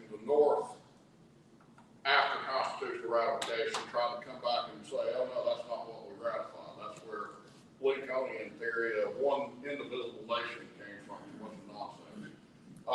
So we're going to tell the southern side of it. On what basis was the Constitution ratified? Because that is what vindicates the rights of the states to have self-government and or to leave or to nullify unlawful acts of the general government, or in the case of 1861, to leave the Union, okay? The facts as to how it was done are irrefutable. They're in the writing. If any of our illustrious left-wing professors would simply go and read the debates that formed the Union, they would see that all of the things they're teaching is complete horse crap. Okay, but they don't do that. So we're going to tell that story. We'll tell them the southern side. It was a voluntary union entered into voluntarily by sovereign states who retained their sovereignty, and as James Madison said in Federalist 39, are only to be bound by their own voluntary act. All right, there's a lot of history leading up to that. We've got to get into a little bit the disparity of culture. We're not going to talk about, elaborate on Southern culture, or Yankee culture, or what have you. But we do need to explain why the distinctions in Northern Puritan culture and Southern agrarian culture were at odds with one another. And that the only way that a union could work is if the states retain the right to their own self-government. So they started violating that, and that's ultimately what led to the war. So we come up through the constitutional aspects, the formation of the Union, and then the vindication of the rights of the states to withdraw, to secede. We can put this together, like I said, it's absolutely irrefutable. But it's going to be stuff that the public never hears. They, like Donnie said, what do they hear? They hear everybody else's opinion. They don't hear the facts because we're the only ones telling it. Well, now we got 16,000 square feet of museum to tell the southern side of things, and to present to them. We can't go into immense detail and put an entire book up on the wall, but we can certainly give them the highlights that will hopefully inspire them to go seek further facts. So that's ultimately that part of it. And one of the things that we're going to do, like on this wall, you notice there's also a video monitor. Carl is going to be doing this video where he's going to give a 2 to 3 minute explanation of what he just talked about. But there's going to be a QR code on this so that you can pull up the 15 to 20 minute video that he does giving that long explanation, telling you sources of where to go to find out all this information for yourself, not just take his word for it. So we're going to have QR codes all through the museum where a person can download it to their phone. They can look at it right then if they want to. But most people, if you're walking by that wall, you're not going to stand there 15 minutes reading stuff or listening to stuff. You're going to read what's on those panels the best you can, watch the video, and then move on. We don't plan on having, like you see at a National Park Service, where they have a theater, you go in and watch a 15-minute video of Gettysburg. That's not going to be there. But we are going to give them the opportunity to have some of that stuff available to them by downloading it onto their phones. Because one of our target audiences is going to be that 15-year-old to 25-year-old who is tech savvy and will look all this stuff up once he's got the codes to get in there.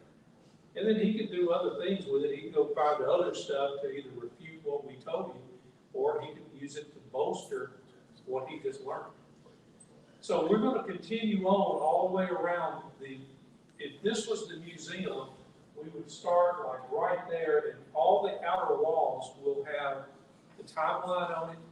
And the only thing on that timeline for that one right now, that was just I put up there, things that we keep writing a big article about. That's when October 1760, when George III ascended to the throne of England. That was a big deal Because up until that time, there was no really aggression between the colonies and the crown. But he started needing profits, so he started coming up with the Stamp Act and everything else. Well, he was wanting reimbursement for England's finances in the French Indian War. So this is just a mention of that, but that puts a seed in somebody's mind that they can go look that up on their own. Carl can mention it in his video, but we just need a little blurb there to sort of justify why we did what we did. We are going to touch slavery. We're not walking away from it. We've already got a 2.5-page article written by William Gaddis of North Carolina. It is an excellent article that tells the whole story about slavery. And it didn't just happen in the South, it happened up north. In fact, in his article, he points out that the center of slavery in the United States was Providence, Rhode Island. It wasn't Charleston or Savannah. It was Providence, Rhode Island. That's where the ships came out of. Even when the ships were banned from picking up slavery, they still did it. They just changed their tactics. They had the British pick them up, and then the British put them on the ship out in the middle of the ocean. So then they showed back up in a southern port where they could still take them. They couldn't take them to Providence anymore. So all that's explained. So the whole thing, all the way around, will cover us through the war, Reconstruction, the United Confederate Veterans, monuments being built, so that we can show that monuments were built because it was 50 years after the war. They keep talking about 1915. That's the 50th anniversary of the war. Why do you think we were putting up monuments? One, we didn't have any money in 1890 when the North was putting up all their monuments. You hear of the stories of the UBC out selling baked goods to get nickels and dimes to pay for these monuments. But it took a long time to get the money. They just don't want to tell that part of the story. So we are. Then there will be a section on Civil War medicine. There will be a section on the United Confederate Veterans Organization, and then into the Sons of Confederate Veterans and up to today. Now, that's just the outer walls. The inner walls is where we're going to put all of the artifacts that we've had donated already. We need to tell the story of how did a government get formed? We started our own money. We started our own post office. We had our own Supreme Court. So how did all that happen? We need to tell that story. So we'll be doing that along the way. All right, so what is it going to take to get all that done? I think all of you know the answer to that question. We need money, and we don't need monopoly money. So I know everybody in the SCV, they sort of get tired of us for fundraising all the time. Account fundraisers for their own activities, divisions having fundraisers, everybody's having fundraisers. We really need to do fundraising really heavy on this museum and get the debt paid. That's not my committee. I'm not on it, so I'm not going to talk a whole lot about how we're going to get there. I had somebody ask me, are we ever going to tell them how much do we still owe? I'll tell you today, it's roughly $4.5 million. But that's considerably down for what we did owe. So we have been making headway. We've got a guy in Lewisburg, Tennessee, that personally, his own bank account, he has written a check for more than $100,000, and he doesn't attend camp meetings or anything like that. He joined the SCV. Through his company, the total that his company and him combined have donated is over $250,000. I'm not going to tell you I'll tell you the company name. It's Walker Tool and Die. Small company, but he loves the SCV. He loves the South. And we're talking about our story. So we got to be able to pay for it. And let me dispel a few myths.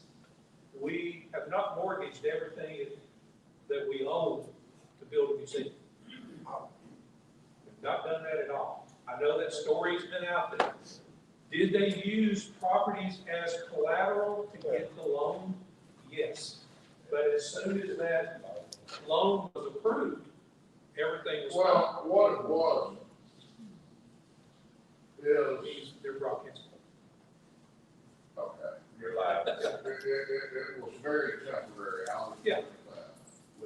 I'll put it in a way that most of us will understand. When you went to get a mortgage for your first house, did you have all the money? What was used as collateral? Your name until the bank approved your loan. At that point, the land your house sits on and the house itself is the collateral. So that's, in essence, that's what we're at. Is there going to be anything in the museum that the Jim Crow law started in the north? Yes, that is going to be in the reconstruction part, which Donnie and Ron Kennedy, I guess, are going to put together. It'll be real weak. So, and like on the slavery issue, they're talking about where it started, how it came, and the finality of it. He even talks about the relationship between whites and blacks, how everyone seemed to get along until the war was over. And then the division from different people, the northern people for the primary part, caused that rift to grow between the people of the South that, suddenly we were at odds with each other. But, that'll all be displayed. So we won't talk about, we're not going to talk about all the feel-good stuff. We are going to expose some warts. We have some issues that we've got to address because the general public already knows those issues. They've been taught that for 50 years. So we've got to address part of that, and we're going to do that. So, let me see if I've got anything else on there. Jim? Yes. Are you going to have something addressing the Confederate States Navy? Yes. Yeah, I've actually got something in mind that's going to represent a little bit like the Columbus Naval Museum that in Columbus, Georgia. Back in one corner, you have, looks like a warehouse or something, and you walk across a gangplank to get on a fake gunboat. I want to recreate the warehouse part and the plank flooring, and then we'll put our displays of the ships that have already been donated. And then we have some stuff for Admiral Sims that we want to display. That's probably the name, that and the CSS Alabama, there's a model of it there. That's probably the most recognized ship in the Confederate Navy. But we're going to put pictures, the original photos of the boats themselves to go along with the wooden models that were carved. And then, how many of you know who Catesby Jones is? Yeah. More hands than I thought. A lot of them from Alabama, that may be the reason why. For those of you that don't know, Catesby Jones was the captain of the CSS Virginia. The Merrimack and the Monitor is what it's usually referred to. So he was the original captain who was injured while the battle was going on. Catesby Jones took over, and then he became he ran the foundry in Selma where they did powder and boats and other things there.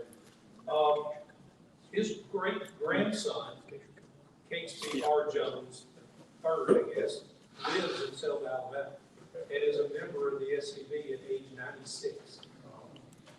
He donated Catesby Jones's uniform to the Columbus Naval Museum. You may have seen that over there. We're hoping, we've been told he's got some artifacts that his family doesn't want. His children and grandchildren have no interest in their famous ancestor. So he's talking about donating that to the museum. So we're going to have to go down and talk to him and see what he's got. But we will definitely be mentioning him with the Confederate Navy.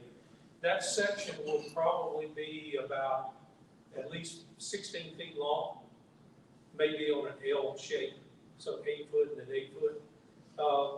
That'll be the only presence of the Navy that's there. You got to put the Hundley and the fire. Well, the Hundley and everything will be in that same section. There'll also be a section on Confederate Marine Corps. Yeah, it's going to be in there with the Navy. The other part we're going to have is there will be a section on the Confederate soldier himself. Yeah, there's going to be stuff on Robert E. Lee, Jackson, Forrest, heavily on forest because we have so many artifacts of forest. But we want to tell the story of the average foot soldier. So one of our proposals that I've been talking about with committee, especially, if we take the 13 states, you know, which would be included Missouri, Maryland, and Kentucky, our big 14. So if we put those states together, and we offer those divisions to soldiers, your choice, we'll put a storyboard, which is 3 foot by 2 foot. We need a picture of the soldier, and then we'll need his writing. That will be inside the museum for the Confederate soldier. I'll get to you in a second, Michael. It's up to you who you want to put in there. If you want to put in who's somebody famous from Tennessee, like a general, Cheatham? Brown. All right, Brown. All right, you want to put him in there, or would you rather put Sam Davis? Yeah, somebody that maybe nobody's heard of up north that comes and sees this, and they look at his story about how he was hung for supposedly being a spy, and he stood his ground and took the hanging because he wouldn't give up the people he was working with. So in Alabama, who do you have? I'm sure you got Pelham for one. Emma Sampson would be another. Well, that's what I was going to ask you. You said soldier. You just it could be anything for Alabama. Now, no, anybody that aided the Confederacy, like female spies. You will pick out your two. We're not going to argue with you on who you pick out on your two, because the museum committee will pay for that storyboard for those two people. We're looking at 26 people at $50 or so a pop, maybe $60 a pop. So we're going to do that. Now, Tennessee decides, well, we don't want our guys just to be those same two guys all the time. These are installed, are going to be installed just like the ones I showed you from Decatur that has the magnets on the back. So they're going to be different, like Tennessee number 1, Tennessee number 2. We will have a Tennessee 3 and 4. We can pull down number 2, put number 3 in its place, pull down number 1 2 months later, put 4 in its place. What is that? That tells more stories, but it also makes it look like that the museum changed. Because if you come back 3 or 4 months later, there will be sections in there. Carl's wall, we're talking about the formation of the Union, that will never change. It's always going to be there in the same position. But all the other stuff, storyboards, are going to be interchangeable. Because we already know that if that museum stays the same all the time, the person who comes there once or maybe once is fine. Second time he goes, oh, that's the same stuff I saw the last time I was here. Is he coming back on day 3 or week visit number 3? Maybe if he's got people with him that haven't seen the museum. So we've got to keep changing it up, and that's an easy way of doing that. So we've got plenty of stories to tell. We just need to get this thing started. We're hoping that we will have Carl's Wall, as I call it. We hope to have that up in early May, hopefully before the pilgrimage. And I hope to have the entranceway done by the same time. Got a lady locally that will print it. This looks like vinyl wallpaper. I went and saw a sample of what she's got. And it had been on her wall for 3 years. She walked over to the corner and pulled it off, moved it over to another wall, slid her hand across it, no wrinkles, no nothing. So we can move those if we had to, but it's easily to install. 7 feet tall, or 54 inches tall, sorry, 54 inches tall, and no seams. That wall is 16 foot 4 inches, so we can make it 16 foot 6, give us a little spot to cut it with a razor blade, and put it all in there with one piece. $450 to $500 is what that wall will cost us. So we've had people ask us, well, in fact, in the GDC meeting, we had a guy from Missouri said, what if the Missouri division wanted to pay for that wall? Send a check to Adam at Elm Springs and designate it for wall number 3, and I'll put a a little thing on there, donated by the Missouri Division. And that way everybody will know what we've got going on. We've had more artifacts brought in. A lot of people know about, of course, the forestry interment. We've got the casket of both people. Did you know that we have Nathan Bedford Forrest vest that he was wearing when he got shot? All right. They sent it off to have DNA results done, and DNA come back that it was Forrest vest. So that's on display there. We know that we will not be able to put authentic Confederate soldier uniforms in there in all likelihood. Nobody has donated any yet. And if you think groceries and gas have gone up, look at it. 6-7 years ago at the relic show, I looked at one that was an artillery soldier's uniform. From the knee down, it was just strings. There was holes all in the jacket, and the kepi was really worn out. You could get it for the bargain price of $38,000. He still hasn't sold it. And at the relic show this past year, it's now $55,000 is what he's asking for it. I guess it aged a little bit. He decided to go up. Inflation. So unless somebody's going to come off some stuff they got in their attic, we are going to probably have to go out, and there are companies that do museum quality uniforms. And we will have to do some of that to show the public what a person looks like. Because if you looked at that one, that's a reenactor who's donated that to the city of Decatur. But if John Q. Public is standing out there looking at that, they're in amazement because they didn't know what a Confederate uniform looked like anyway. So at least they got an idea of what all he did have at the time that he left, because he didn't look like that when he got back. All right, I think I've got everything covered. Any more questions? I got one. Let me get Forrest. No, go ahead.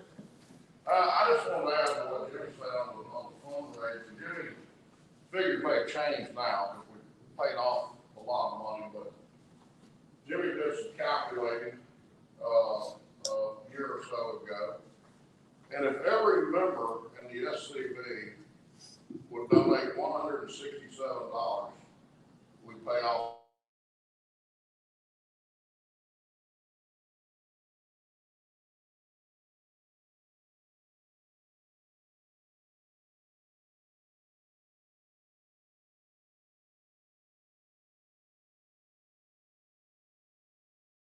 can afford a month automatically drafted out of your account to go towards the museum.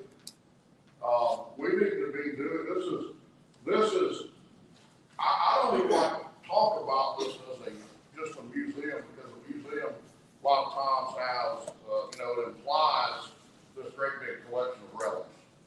No, this is more than that. This is our opportunity to tell the entire world all of the stuff that counters what they're learning in their propagandized existence throughout their so-called education process.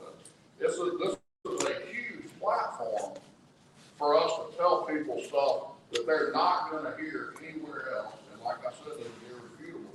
So we need to get this paid for and get it built and get this financial situation done. And every member in the organization can contribute.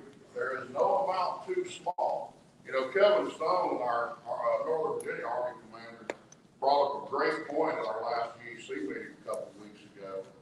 And they did the same with the USS Alabama. He mentioned the USS North Carolina. That ship was brought back to Wilmington and restored by children back in the 1960s, collecting nickels, dimes, and pennies. Okay? So there's no amount that's too small. If you can spare, and you need to take this back to your camps and spread the word. But if you can spare $5 a month, when we multiply that times 30,000 members, times 12 months, 24 months, 36, whatever it is, we've got this thing paid off, and it's ours. There is no more important mission that the SCV has ever undertaken in its existence, and there may not ever be one this monumental again. So that's my plea plea y'all to do what you can, in raising the money. Before I go to Forest, I've got some stuff being passed around right now. One of them is a trifold. I don't know which one, who's got which one. There's Jackson and Lee. This is something I did for the Alabama division back when I was division commander, I believe, when I did these. I want to do the same thing. I don't have to be the one to write them all, but I would like to have those trifolds in the museum to where when people come by, I want them to pick stuff up and take it home with them. Not artifacts, but take stuff home that they can read later. So that's a story of Robert E. Lee. We have another story of General Jackson. The boarding pass that you see from the Titanic, that was at the Titanic Museum in Pigeon Forge, Tennessee. On the blue one, I think is the male, I think his name is Percy. They give you one of these, that's your ticket to go through the doorway. And on the back of that, it tells the story of that guy who was on the ship that day when it sank. And so I was Percy. My wife Sheila got the elbow that's going around. And when you get to the end of the museum, they've got this big wall that would be as wide as this, broke out by the crew, officer and crew of the Titanic, first class, second class, third class, with all the names of the people who died on the Titanic. And what you're supposed to do with your boarding pass, I look to see where Percy was, do you live or die? And it took me a while to go down through there and find you. But if I was Percy, I died on the Titanic. Me and Sheila both died on the Titanic. We weren't fortunate enough to live through it. I want to do something similar at our museum. We can do, just like we have the Confederate money that we pass out at recruiting booths. It's got the front of the bill on the front, and on the back there's a story. Some of them's on Jackson or Lee or somebody like that. I want to put the story of the common foot soldier that we get from our ancestor story that we get from our members. And then we print up all of these, and then that will match up to the stories told inside the museum. So somewhere on those Confederate stories, we need to tell, did he survive the war or did he die during the war? So that when people are walking around with their ticket that they got in, they're looking for Sam Davis, his story. And then at the bottom, not on his ticket, but on the storyboard, it says that Sam Davis died on such and such day. They will take that home, just like I did. I've had those since I was at the Titanic Museum a year or so ago. And so I need stuff, that's part of this interactive thing. We want them to be able to read about our heroes, that's what the trifold is for, and then have these cards telling them about our ancestors and that they all didn't come back. Because did everybody ever think what happened to all of our people? I've done the battlefields all my life, but for the longest, it never went through my mind that our soldiers, our people, were actually killed. You just don't really think about that. But when you start putting it into the realm of it was your family member who died. You know, we hear that 18,000 people were killed in one day at the Battle of Sharpsburg. But you don't look at it unless your ancestor was killed at Sharpsburg.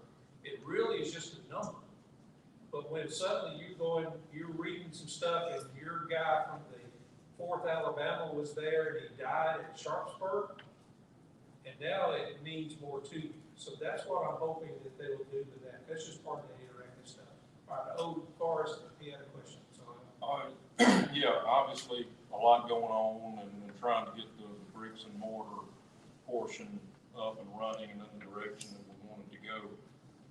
Has there been any thought or discussion given to linking the actual physical museum and a web presence? Insofar as, like, I know I had an ancestor that fought with the 38th Alabama, and that flag is in the possession of the Alabama Department of Archives. I can go to their website, and even though I can't go see the physical flag, it may be in storage or being repaired, I can pull up a picture of the flag, and it can can show them, here's this artifact, and it was carried by this, and so forth and so on. Just one example, but, we've got, say, just grabbing a number, we've got 100 artifacts, and 25 of them are currently in the museum.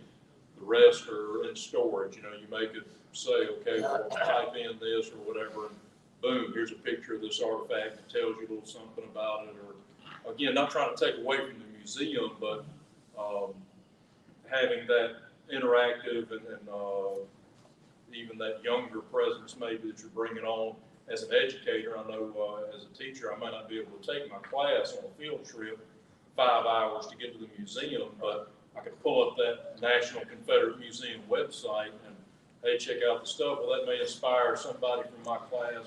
Their parents may be like, hey, this looks like something worth taking a family trip to. But having that online presence. Well, the answer is going to be yes. We are in the infant stages of this new museum committee part. One of the parts that we have not touched on yet, just briefly touched on, is that we're going to have to form a museum IT committee. Now, Eric handles all the IT stuff that happens up there, but we need to be able to put some people in place that can go out and find the stuff that we can add to a website for the museum that will be interactive to where people can go in and take a look at that stuff. It's just a matter of being able to get the content and sending it to get it up there. So I'll add to that. In addition to that kind of stuff, I've been collecting for the past several years ancestor photos and stories. So if you send me your ancestor's photo and the story behind it, that is going to be an interactive thing as well. There might even be a video screen where that kind of stuff will. Yeah, so you can go. And right. So and of course we've got the research library, and we're going to have that stuff on computers where you'll be able to pull up your ancestor and look at it. But that's also going to be, put a face to a name. Yeah. Type thing. What about hours of operation, Jimmy? Something that I can envision is through the research library where we already have people that have sent in their soldiers' identities, what company and all that. That'll be listed there, but it can be listed as a link. And if we send in the story and a photo, they can click on the link to that person, and it will pull his story and his photo up while they're there in the research center. What about hours of operation? I live in Columbia, and I have friends come on the weekend. I can't take them on Saturday because we're not open on Saturday. There are plans to get it open on the weekends. Okay. You want to volunteer? I was knowing as I said that I'd probably be asked to volunteer. But I'd be willing to do that. If you live in Columbia, you're going to be asked to do something. Richard. Jimmy, back to the windows, you mentioned that you might have them tinted. We are going to have it tinted. Okay. Have we thought about possibly putting stained glass, maybe each of the flags? No. Just cost. Do you know the size of the windows? The guy that took the measurements for the tinting, he could tell us they're big. Okay. They're larger than a 3x5 flag. Okay. Now, I have thought about putting, go ahead and still tint it, but in that opening, because you saw it's actually a big opening, about that deep, then you get to the window. Painting a flag up there to help block part of that. But that's just something we're just tossing an idea around. My wife and I had a stained glass business for over 20 years. And we're not actively doing it anymore, but we still have the talent and we have a lot of the supplies. It would be something that, I don't know if she would, she may kill me when I get home. But it might be a possibility that we could go next one. Well, one thing I learned is that these are energy efficient windows with argon gas. I did not know. I thought they were the fake panes that you just had the insert that went in. These are actual individual windows. Because when he went up there and measured it, I said something about, why are you measuring each window? Isn't that just a solid piece of glass you're going to do it? And he said, no. Each one of those is an individual window. So one window on that wall is actually 9 panes of glass that he's going to have to cut every one of those.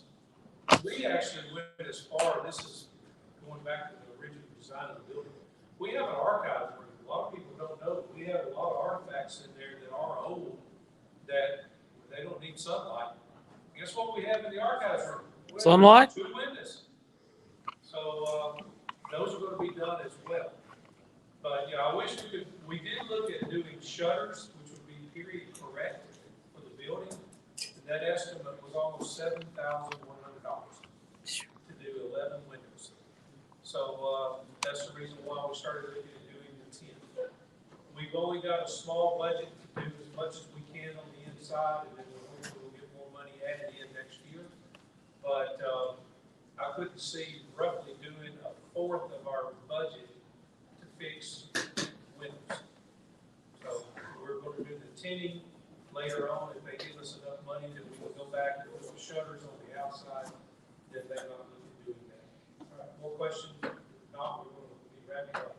Yes, sir. Just real quick, you ended up in the tribal, we were going through our trailer the other day, looking at our promotion stuff. And they reminded me, how can we get a hold of the tribal? The ones that we passed around? Yeah, can't be tonight. If you wanted some that were already printed, I still have them on my computer. And Will's printing